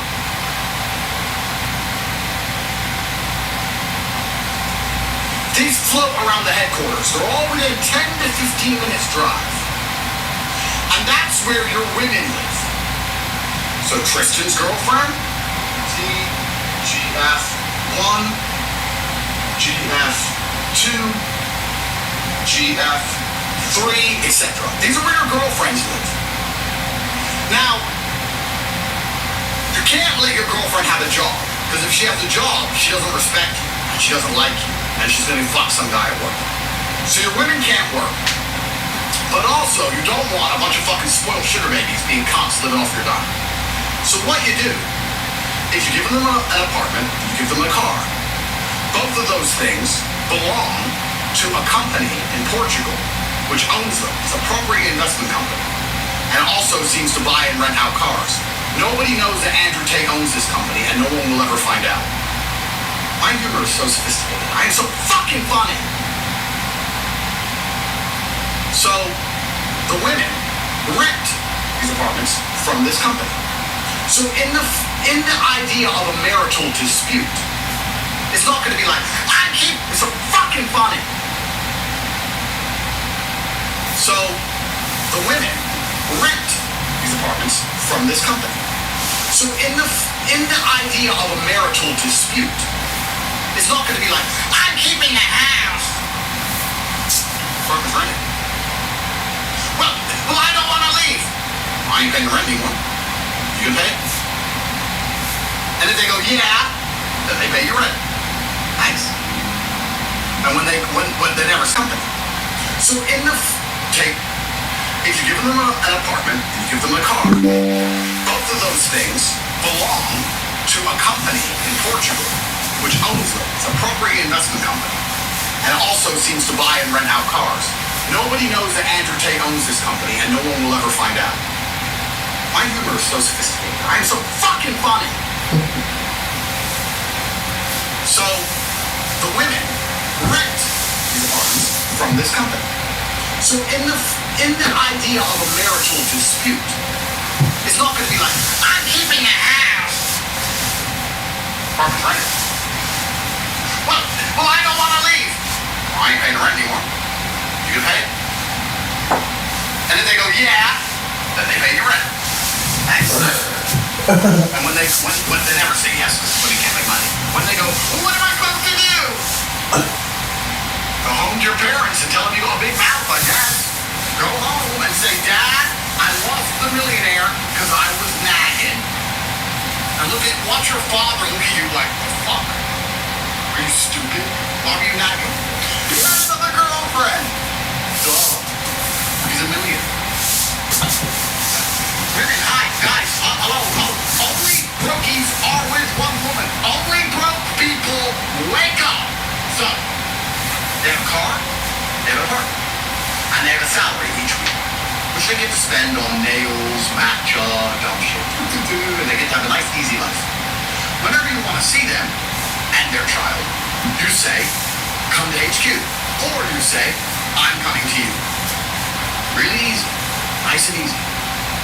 Now, sometimes you go to them. Sometimes you know what we're meant. I'm not going to play tough guy. Sometimes we like the finer things in life. Sometimes, they're like, oh, if you come to mine, we'll do a massage, and I'll massage your head, and I'll put on some candles. You're like, you know what? I'm living the Spartan lifestyle. I'm living like a Spartan. I can pull it off once a month. I can't live in it full time. I'll get weak. Are you gonna light some candles? Your titties out? I'm safe. Cool. I'll come over to your house. Come over to your house. And sometimes, when you're in fucking military mode, working, training, decall, working, training, emergency me, bam, bam, bam, bam, she come here. She has to get her ass and come over. HQ. Now you got Paramount. Because you only got one HQ and you got a lot of women. So all Tristan's daughters and all my daughters and all Tristan's sons and all my sons, they work together. Because I don't really want my boys growing up with like girls the same age.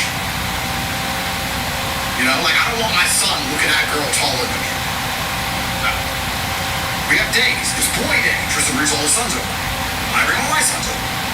And then we get all of them together and we say, fight! Fight, kids, fight! There's no child protection. You know what? The Marine is going to send the Child Protective Services. Why am I doing this? Me and my mouth, this is all going to be used against me in the court of law. Again. It's funny.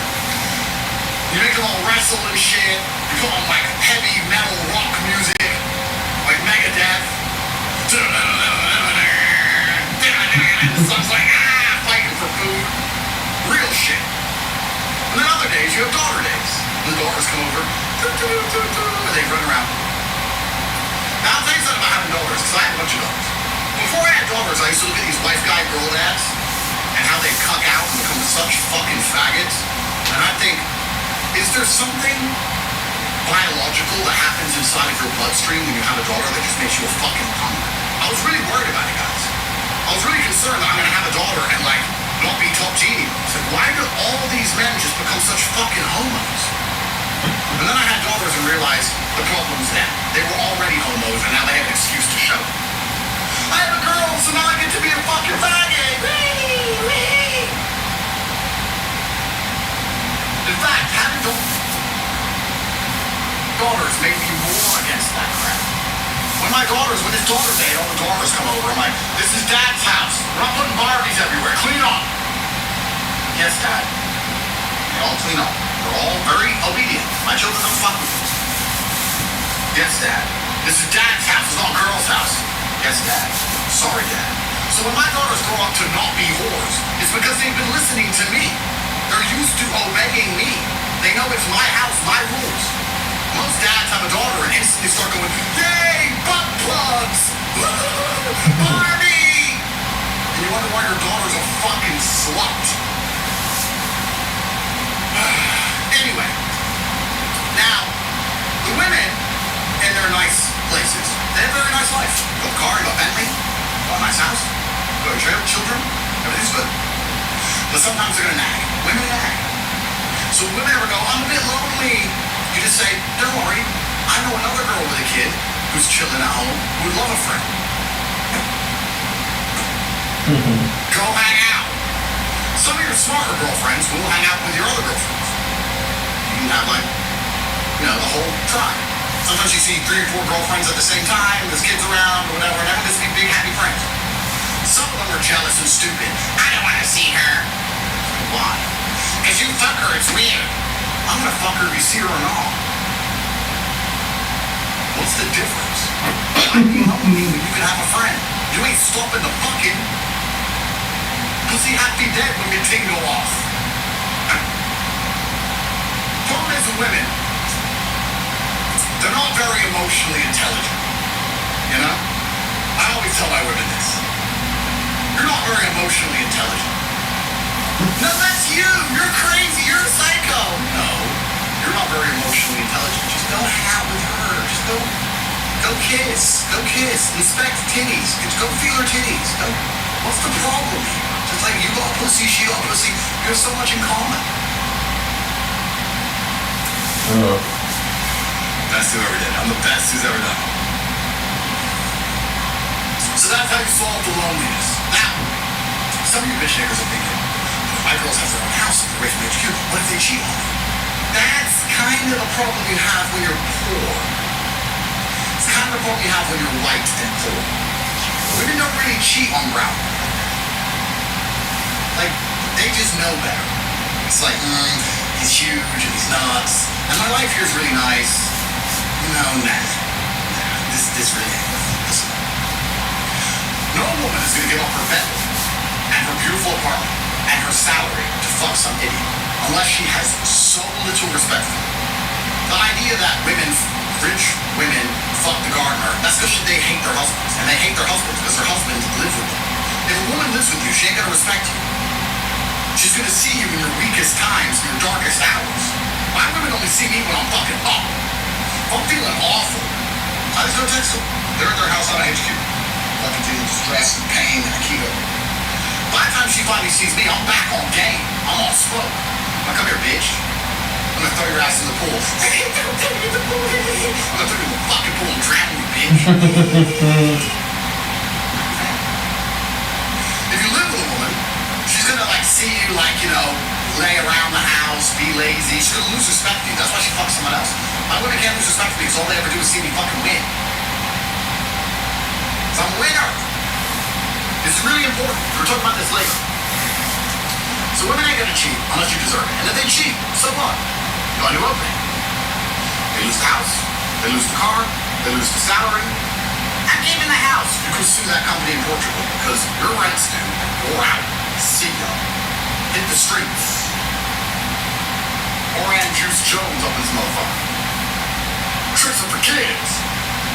Now that joke's gonna go over all your heads, but I'm up, and it was funny.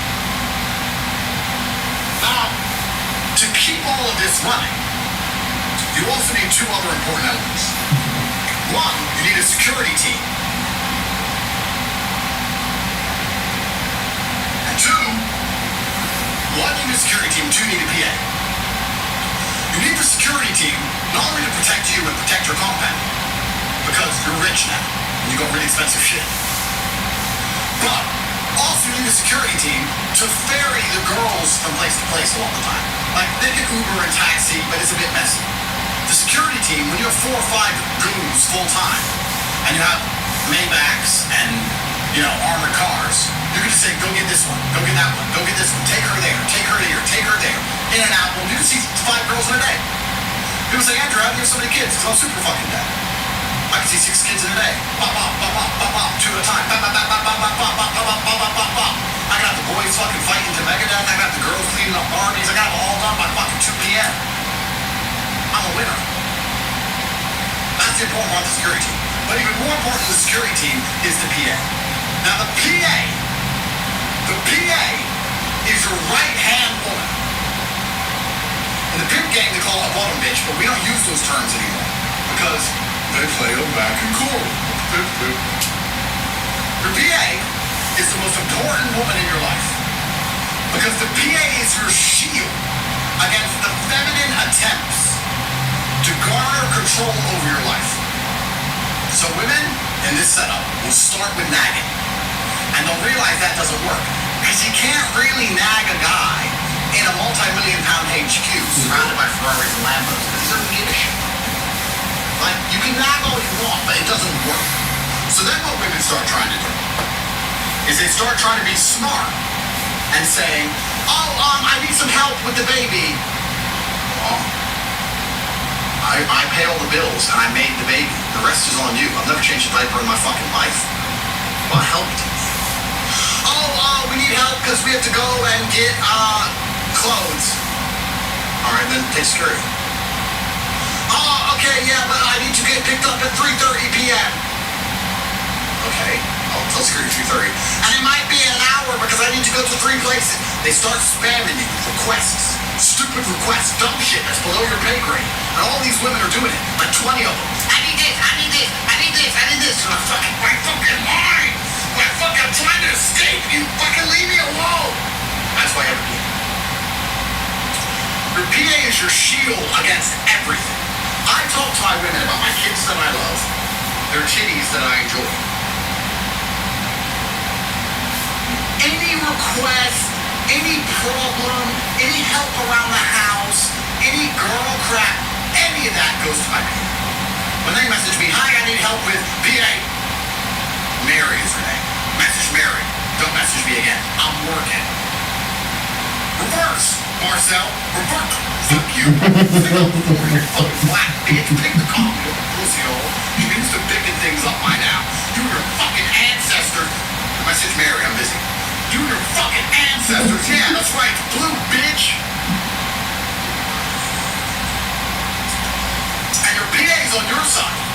you need an older woman. She needs to be like older than all your baby mamas. So they respect her. You know? They have to look up to her. Like, you're a baby mama, you're 30, and this 50-year-old woman's like, can I help you?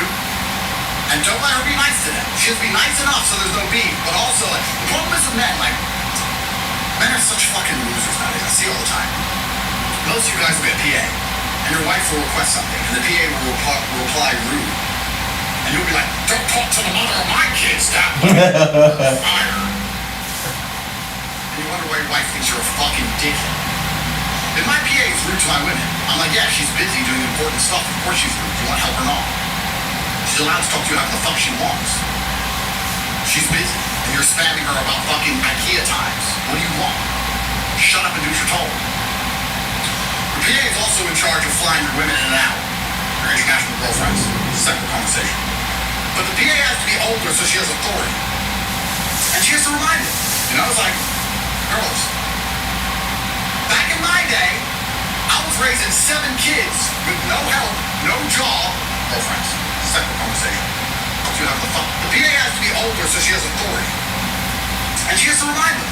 You know, it's like, girls, back in my day, I was raising 7 kids with no help, no job, no driver, no security, no Bentley, no apartment, no millionaire, nothing. Just me out here working in a fucking field, raising 7 kids alone at home in a fucking Romanian village.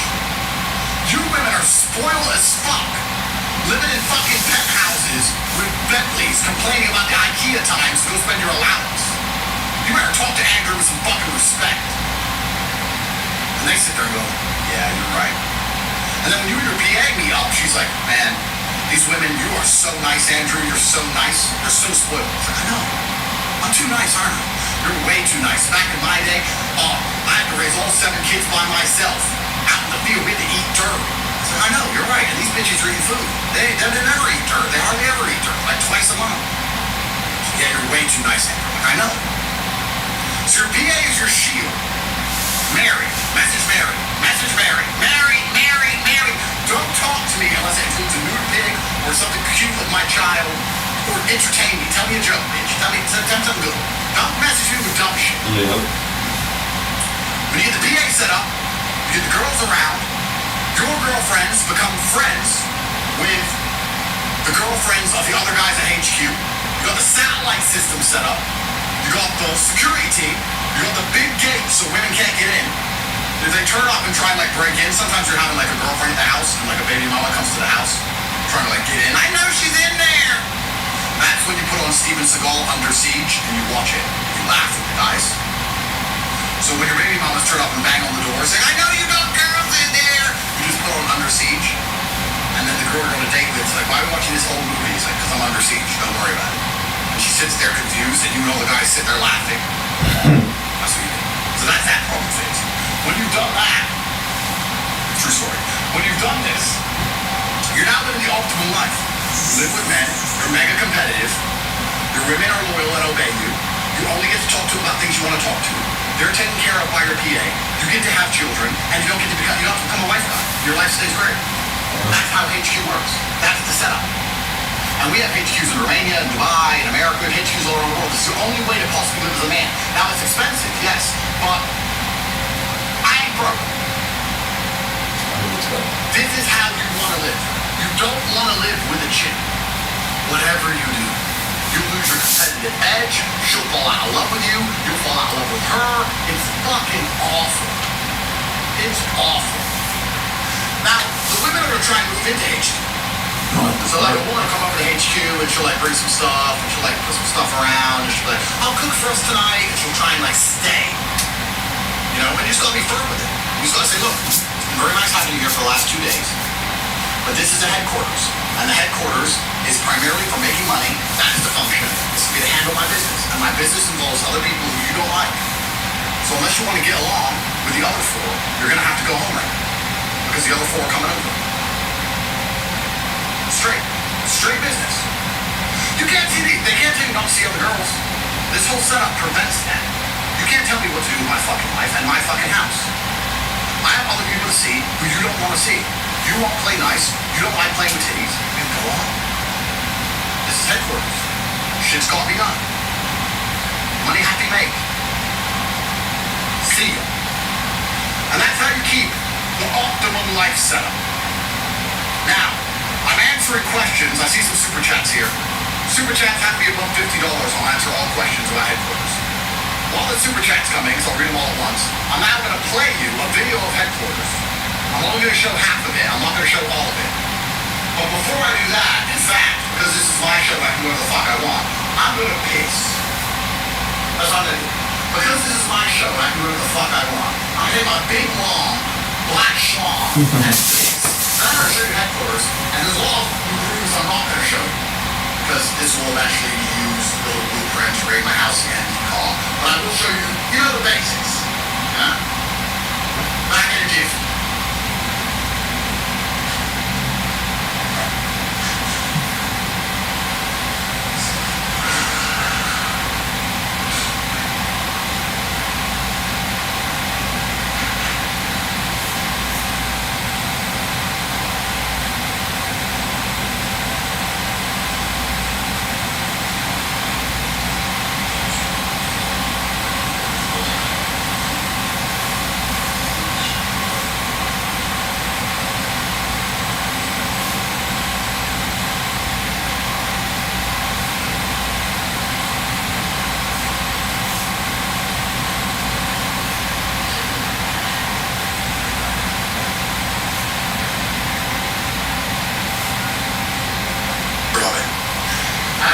This video 2 minutes before the emergency.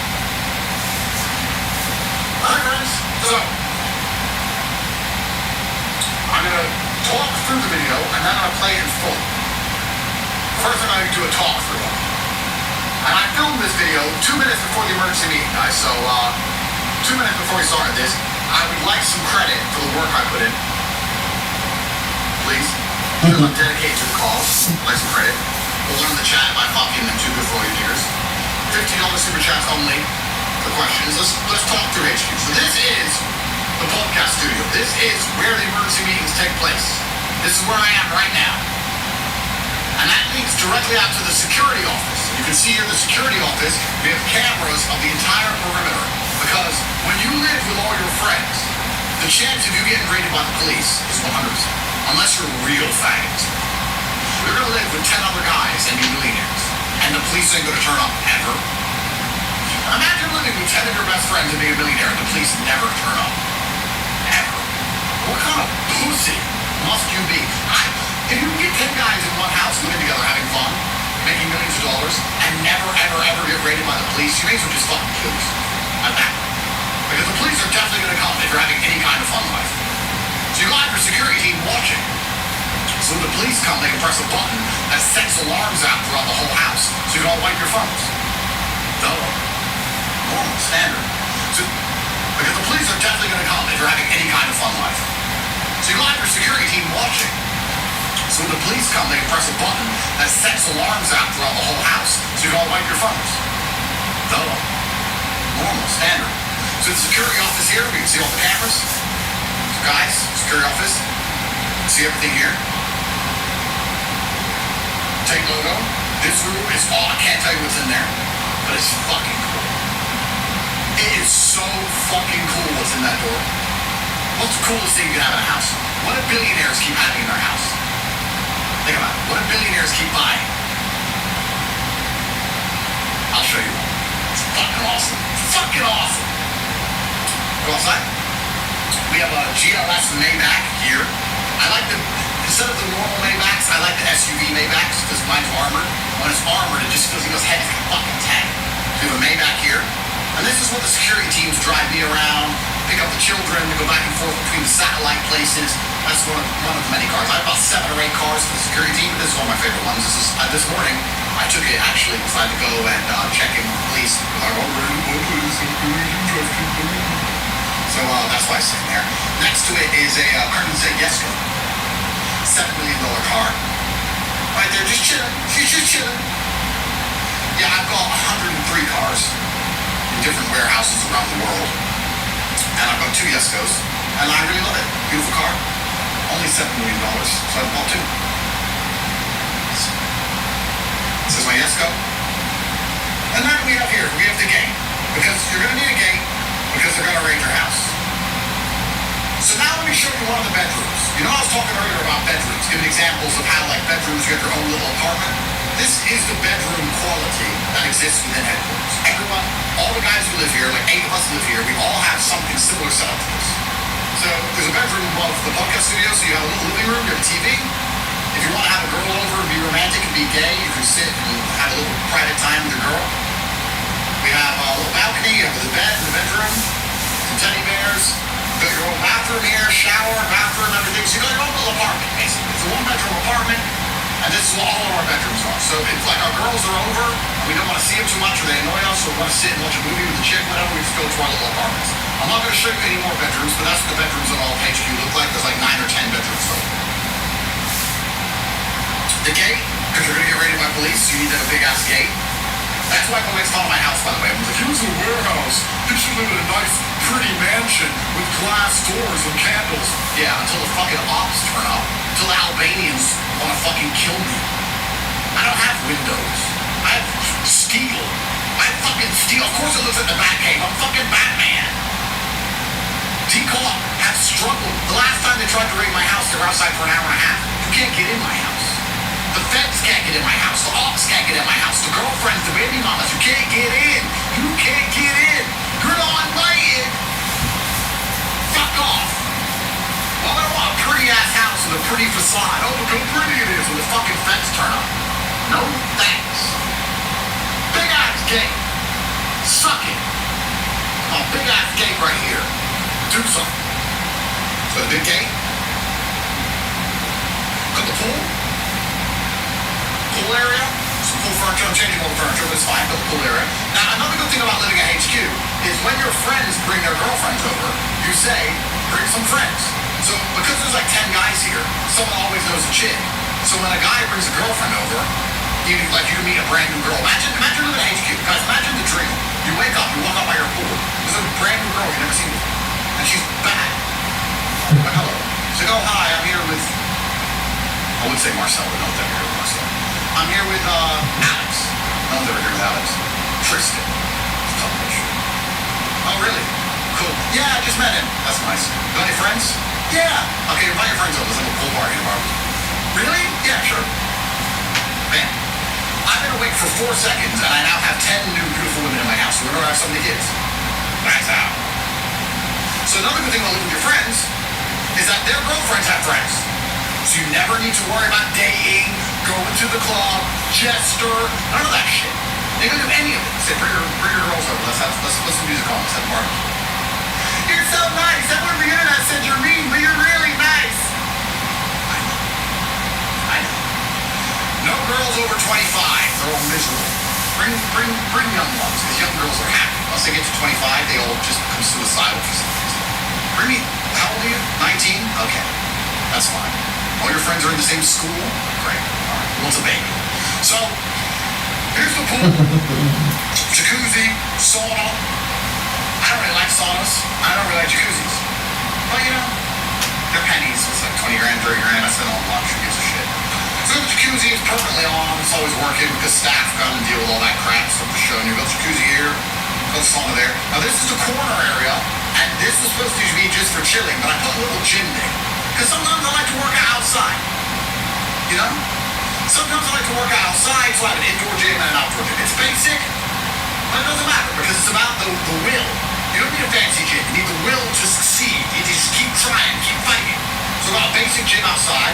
But I've also got a TV and a Nintendo Switch here. You see? Because sometimes I like to play video games outside. I'm an outdoorsman. Because I'm an outdoorsman and I enjoy outdoor activities, sometimes I play my video games outside. You know the outdoor boys? You know that guy who has to go to Alaska and hide in a tent to try and get away from his wife? And he has to like survive out in the wilderness. And he has to like chop down trees and do all these things to try and survive on the edge. I mean, that might be hard, but have you ever tried playing Smash Bros outside? Ever tried fighting, you know, Ganondorf when he has Pokeballs? You want to talk about survival in the outdoors? I'll show you survival. I'm an outdoorsman. I'm the best outdoorsman ever. I really enjoy outdoor activities. That's why I play my video games outside sometimes. stay active. You know? It's a sunny day. Let's play our video games outside. You can't just sit inside and play video games all day. I'm not inside. I'm outside playing video games. What's the problem? I'm getting my vitamin D. I'm an outdoorsman. So, I didn't mean to show you here. We got a little barbecue pit. You can see in the reflection there. Next to the Esco, we got a little barbecue pit back there so you can have all your staff do barbecuing. I have 3 full-time staff who live here. And they're my guys, my friends. And they make the shisha. One's a chef. So if I say barbecue, they'll start cooking. I got a full-time chef who lives with me. I got a full-time shisha coffee guy. They clean the cars. They keep everything maintained and running. You know, bring waters, whatever. So I got full-time guys who live here. My G's. So they're around. So I got a barbecue on a moment's notice. I'm that fucking guy. You want to have a barbecue if you go, oh, it's maybe on Friday we can have a barbecue. And we can sit around and we can all sit as a couple. Because you're gay. If I want to have a barbecue, I say, yo, Christy, start a barbecue. He goes out there, starts frying some meat. All my best friends are already in my house. Put on some music. The guys are already there. If there's baby mamas around, we keep them around or we kick them out. Someone calls a girlfriend, her friends come over. Bam, bam, 2 minutes later, pool party, barbecue, off the chain. 5 minutes, speed wins. I'm fucking around. So I have fun on tap. Just waiting. This door is blast proof. This is the door Decaw couldn't get in last time. Decaw! Hey, remember this door? You remember? An hour and a half? You remember? Yeah. So they couldn't get past this door. It's from Switzerland. It's blast proof. It costs $136,000.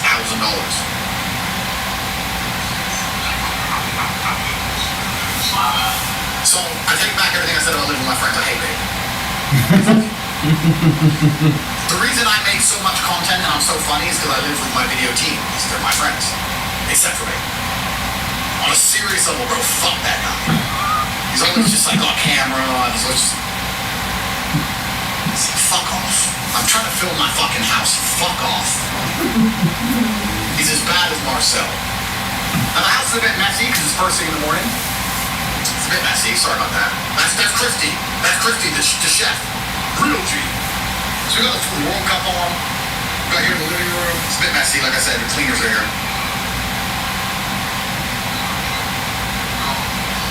It's my G Lewis making the shisha. Real G. Here's the work area. We have the work desks. So we have like 4 or 5 workstations. You can also see there's another camera feed here. Because like I said, the police are gonna raid me. I'm that guy. So I like to know they're coming. So we have camera feed in the security office. We have a camera feed in the main room here. You can see, got a Ducati there. Why not? There's my World Title Belts. There's another bedroom there. There's 6 bedrooms upstairs. A bunch of bedrooms all like the apartment you saw. Main living area, nice and open. Nothing closed off. Nice and open. No fucking little gay candles, no little fucking bouquets of flowers. Just the guys sitting around, big screen, watching sports, playing fucking Smash Bros. This is the main living room. Got Street Fighter arcade game over there. Street Fighter, I fucked Tristan up in Street Fighter. He will never beat me. He will never beat me in Street Fighter. So the work area, a Ducati, because why the fuck not? This is the war room, and if you notice, if I go back a tiny bit, the war room also has a blast-proof door, so we have another door we can close. You see that door is also, even if they spend 2 hours getting through the first door, if we lock that door, it's another 2 hours of safety. So the war room. I've always wanted to build an escape from the war room, like an underground tunnel that escapes outside of the compound. And if I did build that, I would never show it on camera.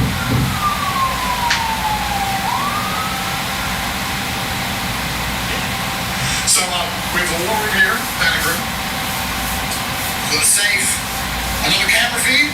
Don't see if the feds are coming. So let's imagine, like, or the enemies, the ops, whatever, they killed my security team. They got AK-47s, it's World War III. They killed my security team. They busted in my front door. They bust that in. I closed the war room door. We're trying to get through that door, and I had to escape underground outside of the compound to the land behind where there's a boat waiting. I'm that guy. Top G, hard to kill. Got some booze, got some cigars, got a humidor in there. You know, it's the war room. Let's chill. Got my American Express Platinum here, another camera feed, as I said, so you can see all the police coming. Workstations. Go through here. It's a bit dark because I've got the shutters down. So In the mornings, because this is early in the morning, we open all the shutters up to make the house light. But at night, we close them all in case the police raid at night, because these are bulletproof shutters, so you can't break into glass. Because if you have windows, police break in. That's why you can't have any windows in your house. I have no windows. I have bulletproof shutters that come down over every window, and every morning I open them up for nice and light. And then if we press the alarm button, they all go and they close down. The house starts going and everyone starts laughing and wiping our phones. And you come over here, and then we leave them outside and have coffee in the war room. Like last time, me and Tristan smoked cigars and had coffee in the war room for an hour and a half while they banged on the door. Please let me in, please, please let me in, please. And after we wiped all of our phones and got bored, we opened the door for them. After 2 hours, like, this is taking too long. Hi guys, what do you want? Give me your phone. Reset. Shit. There you go, bro. Get fucked. So it's a bit dark in here right now. I didn't turn the lights on. So we got a corner area here where the TV can chill. You got the gym, the fight gym. So we got the corner area here. You can sit, chill, watch TV. We got Smash Bros there as well. Marcel loses. We got the boxing ring. We got treadmill. We got some weights here. Punch bag. That's all the fight gym here. We're about to do a big event for the war room. If you're not in the war room, join.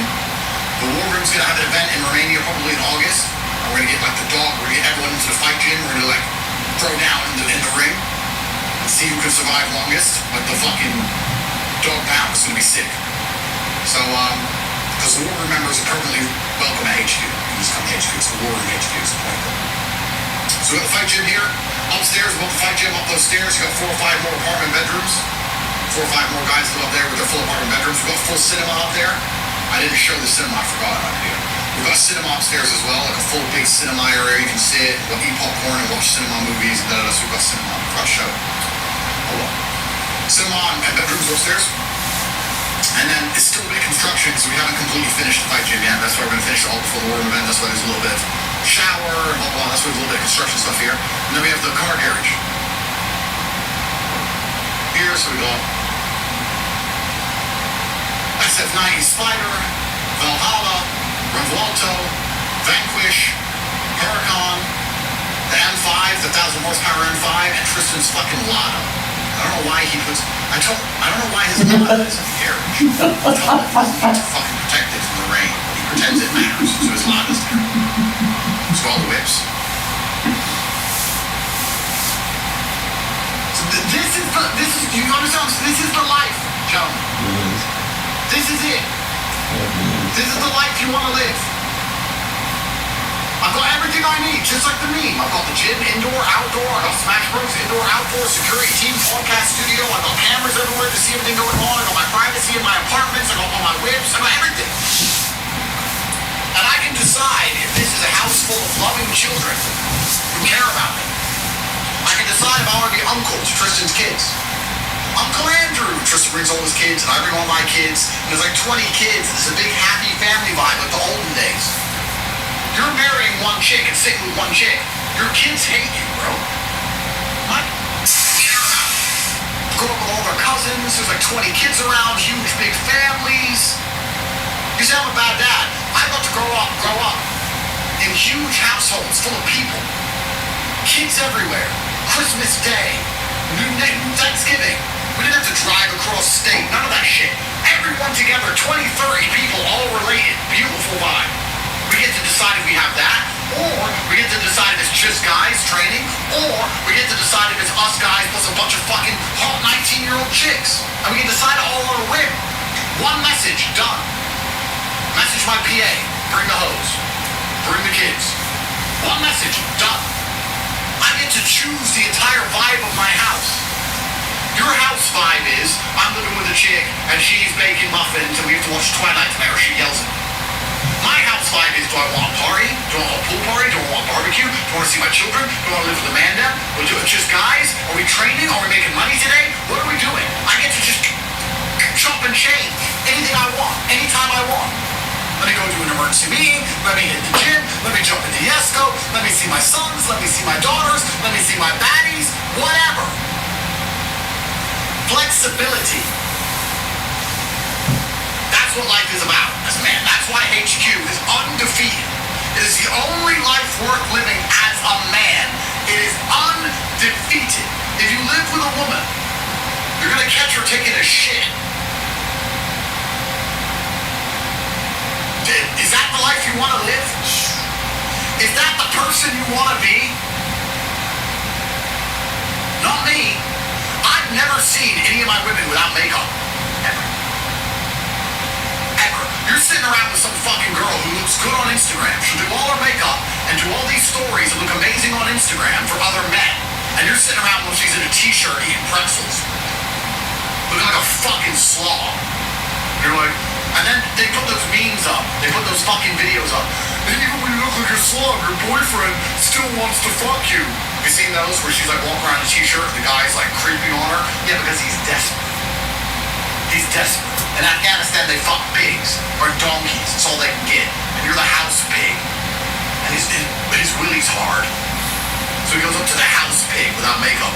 Hi, babe. It's been a while since we've done it. I got a headache. What the fuck is this? Kill yourself. I say to my women, come over. She says, I have to do my makeup. See you in an hour then. My bitches turn up in heels. They turn up with their makeup done, hair done, looking perfect, head to toe. They all look fucking great all the time. Never seen them look ugly, ever. They're all sitting around my house, lounging around looking like shit, ever. All fucking on point, all baddies, all. They have to go do their beauty treatments and shit. Do it at your house. Not my house. You live with a woman, there's too much familiarity. She'll fall out in love with you, you'll fall out in love with her.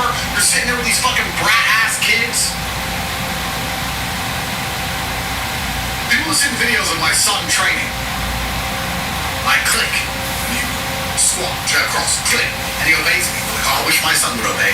Your son doesn't obey because you're there all the time. These Christian dads are like, you need to be with your kids all the time.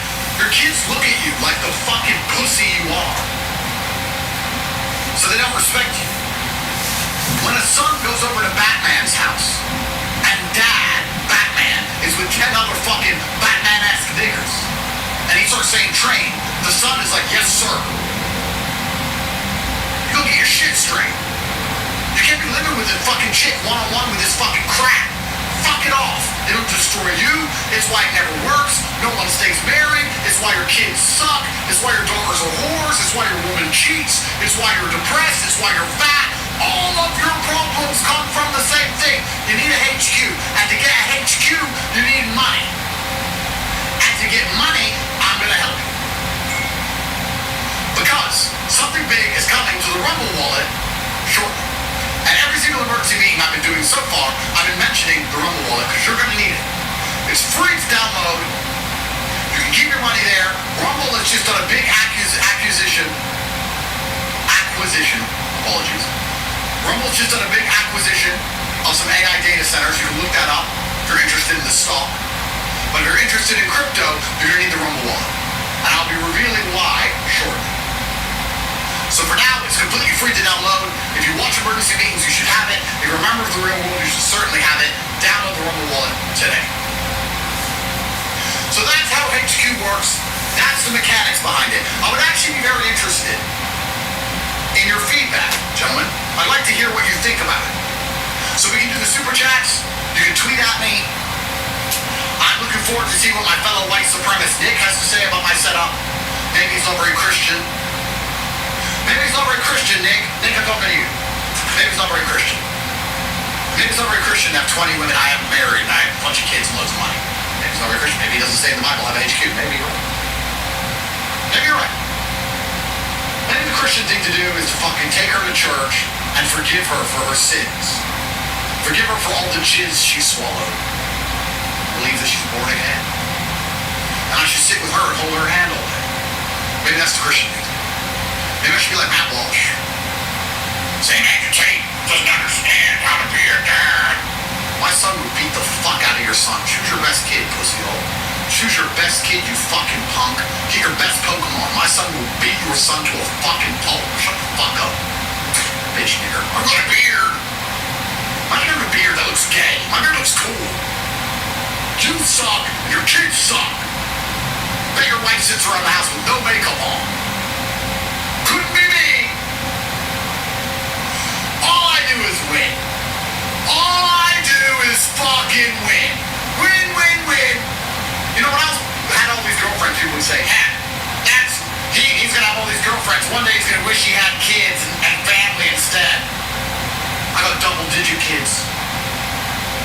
You can't be a playboy because then you're not gonna have anything that matters. I would give up being a playboy and give up sex forever to have my 2 kids. Yeah, well, I didn't have to give up anything. I had as many fucking orgies as I want, and I had 20 kids. I win. So now what are you gonna do? Arrest me? Give a shit. It's funny. Getting arrested is funny. Going to jail is funny. It's all funny. So yeah, sorry, Nick. It's not very Christian. But you know what? I'm just a guy. I'm just a guy. I'm using white man's organization with black man's pimping, give me money, give me women, give me children, give me status, give me fast cars, give me diamonds, but the white man's mine to get it all, and I'm combined into a fucking superhuman, okay? So download the Rumble Wallet today.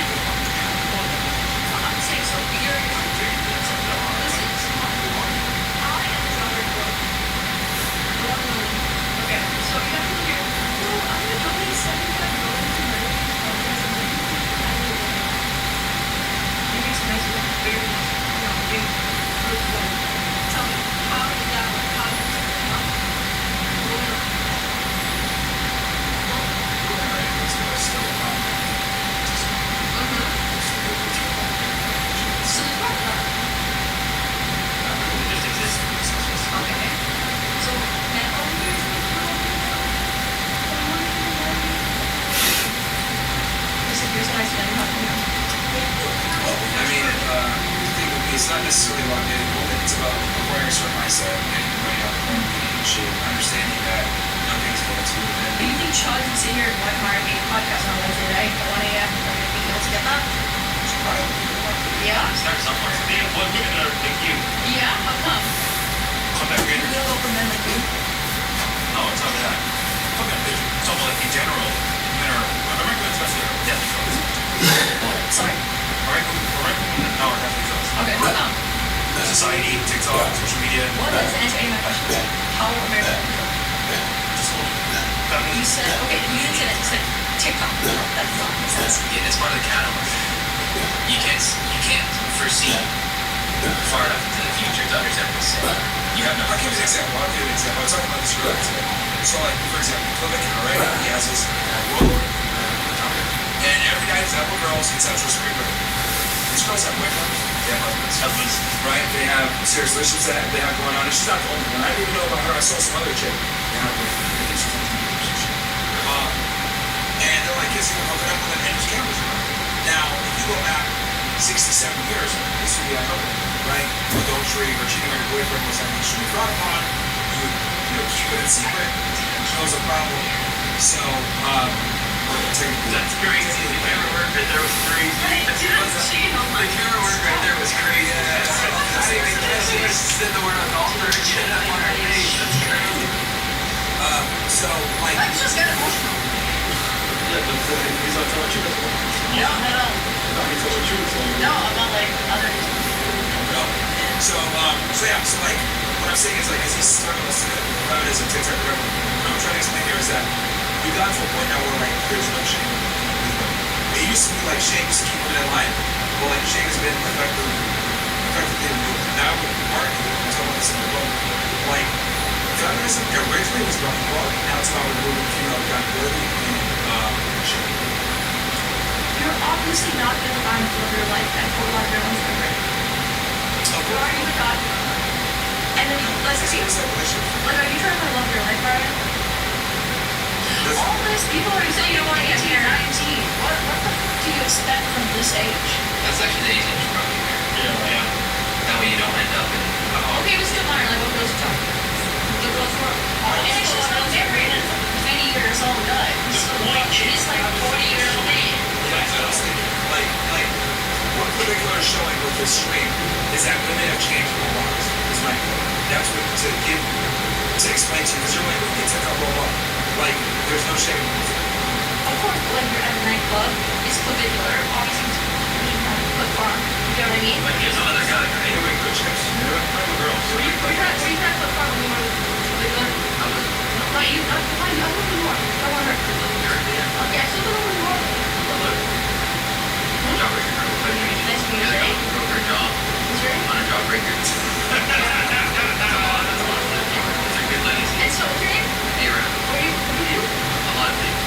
What? He's a top blogger. You travel? Top reader. How do you travel to the gym? Okay.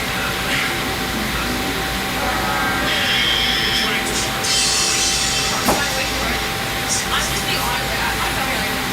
I'm for it right now. I told you, like that girl's bodies. Do you think that's my breakthrough? The girl, Well, that's what I'm saying. Some of these were regular girls that don't have a job. Social media, social media. Chicks, regular girls. of course, there's no things that are more camera in their face looking for somebody like wow. That's what they do. And there's no shame.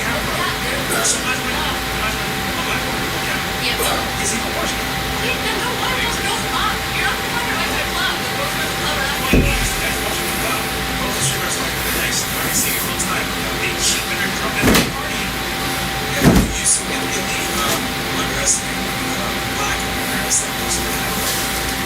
Most guys don't know. Have no idea. No idea at all. They're all like, women are beautiful. But they don't know why. They don't know how to operate in the world. So 1% of the women think about this. What particular gender? The point is, it can happen at any time. Yeah. So for your attitude. So what do you do about that? Obviously, like, I don't know if you want to get married, have kids, or anything, or That's the point. You okay, so then how are you going to shoot that all of those white guys? Because then you're going to ask Basically, majority. Majority. There is a majority like that, which is like 40 that will fall. yeah,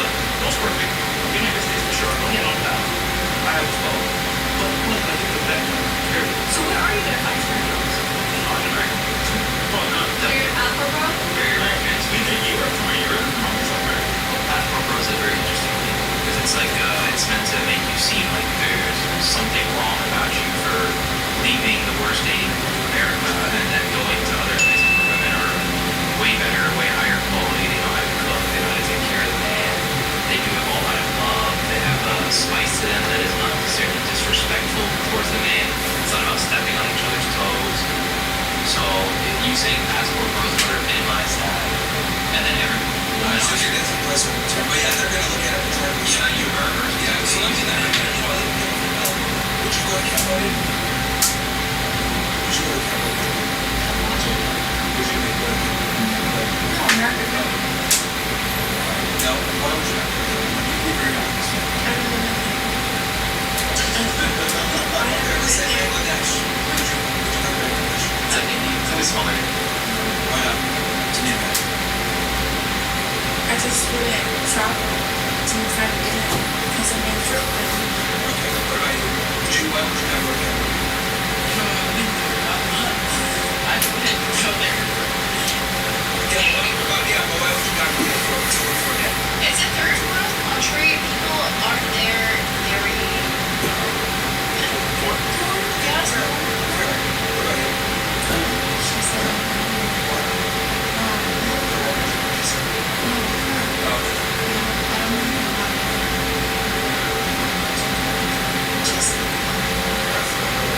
No, because I knew she was mad. It's not just. Would you say your same thing? The same number. Okay, that's interesting. Why is there Cambodia? You know why? I'm not asking the question. Because it's different.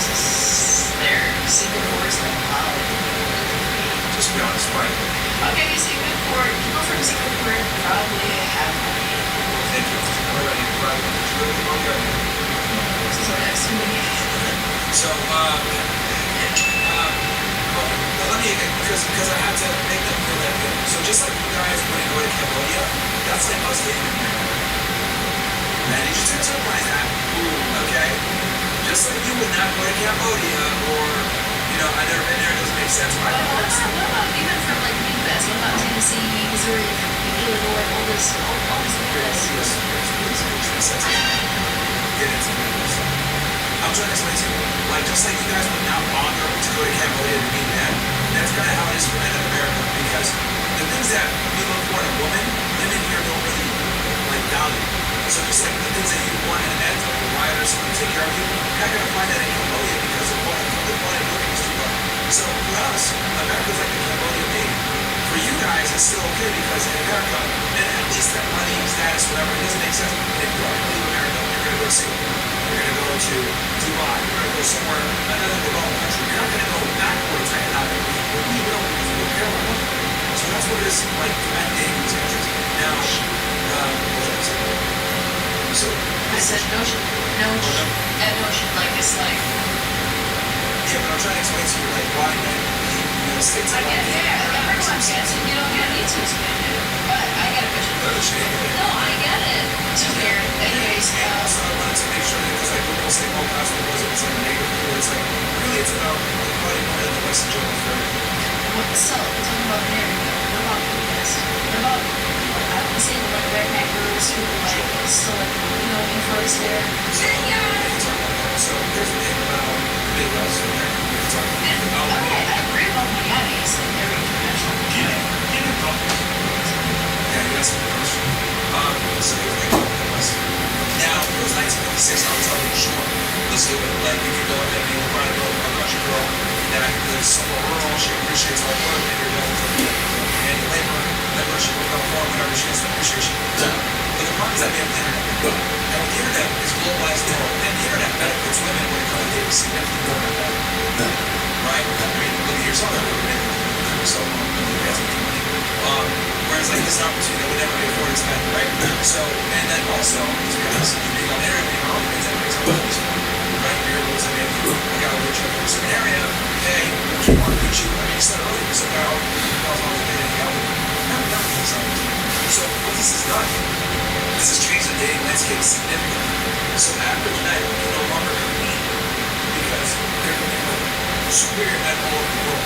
And the internet has made it that way. So this is why you can try to find a girlfriend from the West or England or area. It doesn't really change things because she still has access to higher standards. So everybody has access to what? Okay, let's have fun with this. Let's say I take a 19-year-old Russian guy. Do you usually have as much opportunity as you? So we're getting drafted to the war is not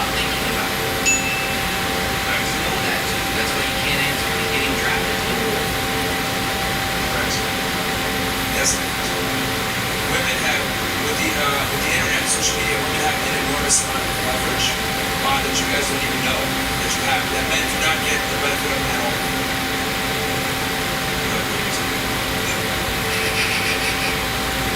But like all women have access to the internet, so it's like you being insecure.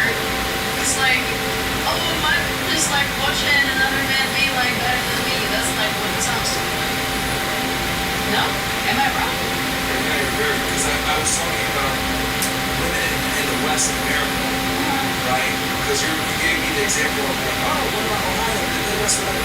I'm telling you, they still have the ability to meet men from Dubai. They still have the ability to meet New York City. So she has, yeah, she has an ability. She doesn't. She does the best things. Okay, I'm saying completely. Wait a minute. You see the difference between men and women? Women date the best man they can get. It's called like, I don't know if you've ever this term, it's called hyperbole. Like women are biologically designed to get the strongest, tallest, fittest man that they can. So, I mean, there's a reason why your mom loved your dad. My dad. Because he found it into me. Even better. Even better. My mom wasn't in love with Even better. Didn't give me the stuff. Even better. I mean, okay, that's a whole other conversation. Yeah, because she changed her story. She said the first thing. No. So she said I said they're divorced. I said they're divorced. she said that she left him and then she got his wife. Yeah. You said that at the top of the show. Okay, so no. So my point was, they've been married for 35 years, they've been married for 35 years, and then he's like, she would forgive, and then he would just like, and then it was just like, and to the point that he started like, beat up to my mom, and this was she left, I'm like, technically he left to another girl, like. But you framed it as she left him. Yeah. Okay, it doesn't matter, they're divorced. Well, that's I just told you what happened actually. I don't want to talk about that, but I was around with this. yeah, well, that's a significant Trauma.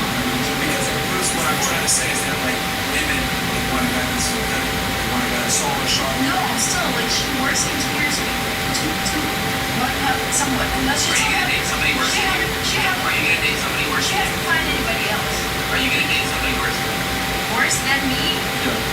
Yes, if I love them. What do you do No. in the first place? Yeah. What do you If mean? I love them, I'm tough that if they were worse than you. no, not true. You're asking me, I'm telling you. To simplify the answer, the internet has made the world a smaller place, and the world being a smaller place inherently benefits us. It has a benefit, man. A guy, right, that might have been a good, high school sweetheart for you in 1956. Now in 2026, he's got to compete with guys on dating apps, he's got to compete with guys on Instagram, he's got to compete with guys on the internet, all over the place. Like, all these girls, that in particular, they got like a boyfriend, or anything through Instagram or whatever. Yeah. So, and then that guy is getting that whole relationship is ruined because the internet, because she saw him on the internet, said, oh, shit, I got a good thing out. Let me go see what's going on here. Next thing you know, she says, this is what I mean when I say the internet is wrong. Because when women have more options, they don't know how to behave. It's very bad. And alcohol, drugs. Yeah. So, Here's the difference between being a man and a woman. If I cheat on my girl, I'm not going to go back to my wife. I want to go back to my girlfriend. Right?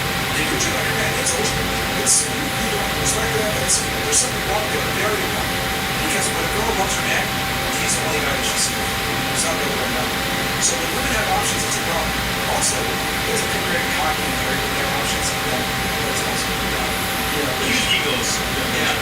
If anything, it should be the man that has the ego, never the woman. Because men have to earn it. Women don't. I think ego in any relationship is bad. Of course, but if there's going to be one party that's more, dignified or justified in their ego, here's to get it inspired, to getting work done. It's a little.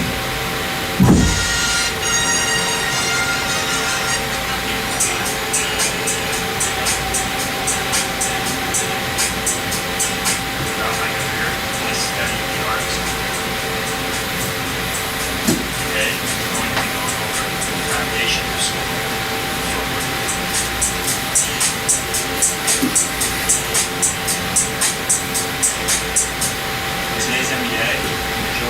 shots, and from behind the rear one.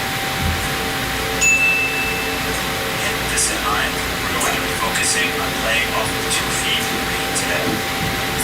But first, a word on mindfulness. Quality is just as, if not more important than quantity.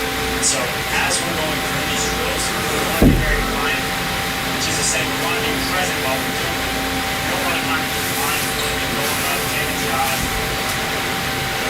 Just noticed, I just mindlessly said the word mindfully, and I was trying to say the word mindlessly.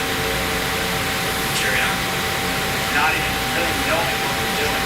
We want to be aware while we're doing moves, feeling our bodies, thinking about feeling my follow that's the cues going to be focus on the wave-like energy that we talked about throughout the video. Okay, so it's very important to be mindful and aware as we're going through these things. So with that said, it's also important to be aware of the thoughts and the emotions that you have. It's understandable to get frustrated or to get excited when you're working out. That's okay. But being aware of that is very important, as well as our self-talk. Finally now! We can build ourselves up, or we can break ourselves down. Throughout the workout, we want to have positive self-talk. We're saying very good things to ourselves, right? You got this. I can do this. I believe in you. Talking to yourself as if you're talking to your best friend is very important and a key factor in becoming a great fighter. Lay off serenity. That is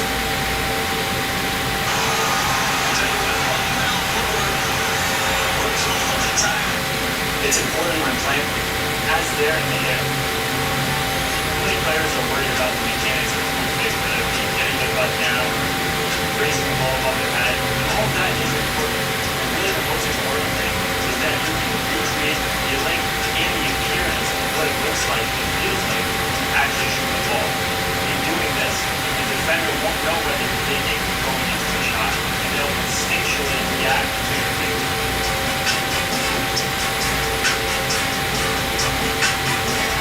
Anytime that we're in the paint and we're using these pump fakes or various footworks, it's important to stay low and stay wide so that we can maintain our balance. At the same time, we don't want to be rigid as we move. We want to allow a wave-like motion as our energy flows through our body. Okay? So right here, we're going to exaggerate what that looks like. Up, down, up, down, up, down, up. Again, staying low, majority of it, but allowing that wave our energy. We'll begin with our scoring series that focuses on scoring off of 2 feet. To begin, we're going to be playing off of those. Each drill will begin right at the elbow. The player has the option to go across the paint or down the lane line. Right here at the beginning is when we go into our shot. It's a great time to work in some handle. So maybe adding combo dribbles into the move, or if you have a friend with you, you can add a pass, such as between the screw pass, you get it back, and you're going into it. So right now, we're going to start with just a simple jump stop into a jump shot. Often as players move down across the face, a healthy defender will be here with a hand. And so we want to get skinny with our body and become flat. If we stay open to the defense, we take up too much space, and it's easier to stop them. So we're going to start lateral right here. We're going to jump stop, cover back. It's important to focus on leaving with the ball and landing with the ball. So we'll show that one more time. Leave, land. Covering as much ground as possible, often making contact with our opponent defender while we're in the air, displacing them, and giving us space to get over the shot. So the first one we're going to do, from here, jump stop, land, right into a twist fade jump shot. We're going to have some counters off of our original move. So, after we jump stop, we get here, we're going right into a pump fake. We want to allow this energy to be wave-like within us. So as we're here, down, up, north. As you'll see throughout this video, just layering on counters and counters and counters to our video. Okay? So we're jump stopping here. Pump fake. Big jump. We're now stepping across our body here, and we're extending to the rim for a leg. Now it's important here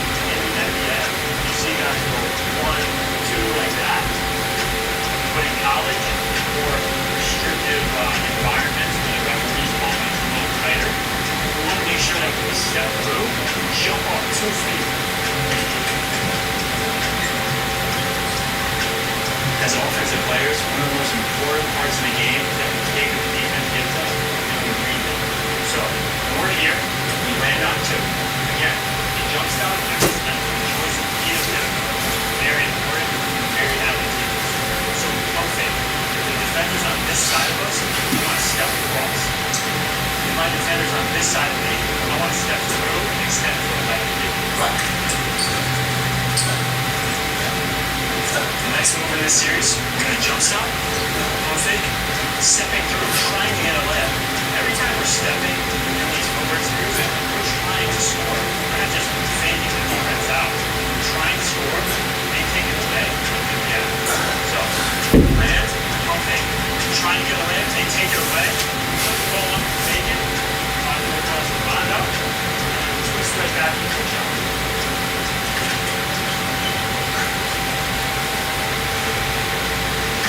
So now when we jump stop, we talked about if the defender is this way, we want to go this way, right? But that's assuming we have enough space when they rise up for us to step through. If they're too tight to our body and they're on this side of us, our only option is to reverse pivot and spin the other way. Again, we're layering counters on counters here. And so when we get to this right here, pump it, we reverse pivot. If the defender plays us, I want to spin right back to a fade jump. A variation that you can also have. These footwork screws, we're trying to score. Back, pump fake, step. So we pump fake. If the defender's on this side of us, we want to step across. If my defender's on this side of me, I want to step through and extend to the left.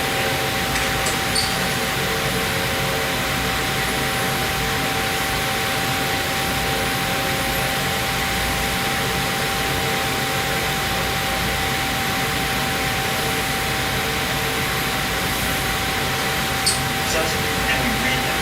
So when we're here, we land on 2. Again, the jump stop gives us the choice of either pivot. Very important, very advantageous. So the pump fake. If the defender's on this side of us, we want to step across. If my defender's on this side of me, I want to step through and extend to the left here. The next move in this series, we're going to jump stop, pump fake, stepping through, trying to get a layup. Every time we're stepping in these footwork screws, we're trying to score. We're not just faking the defense out. We're trying to score. They take it away, and we grab it. So, land, pump fake. We're trying to get a layup. They take it away. Put the ball up and fake it. Time to close the lock up. And then twist right back into the jump.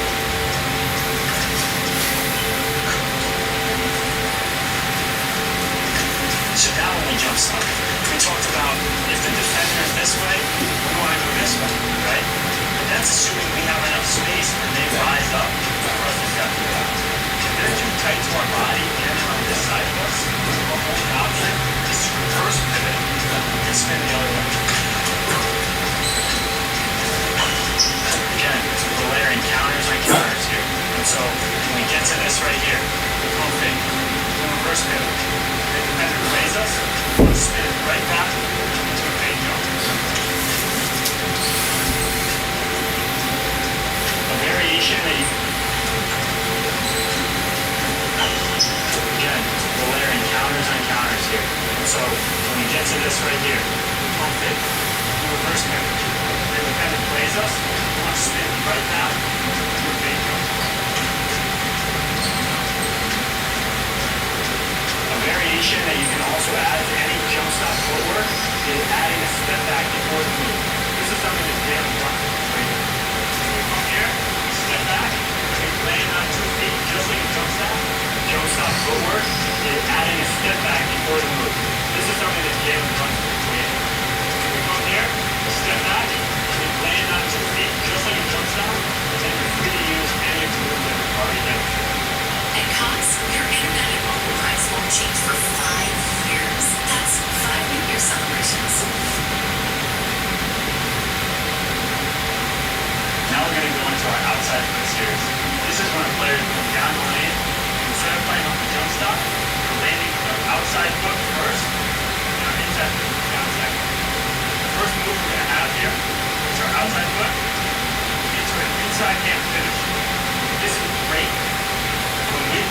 here, our defender is on this side of us.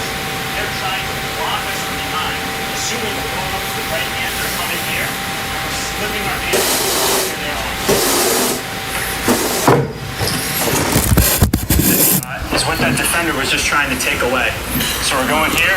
The goal for today to get better, man. Every day. This move is really To get better every day. because the defender is closed off. Oh, you're talking about the sub goal. Oh, sub goal is today. If you're talking about the sub goal,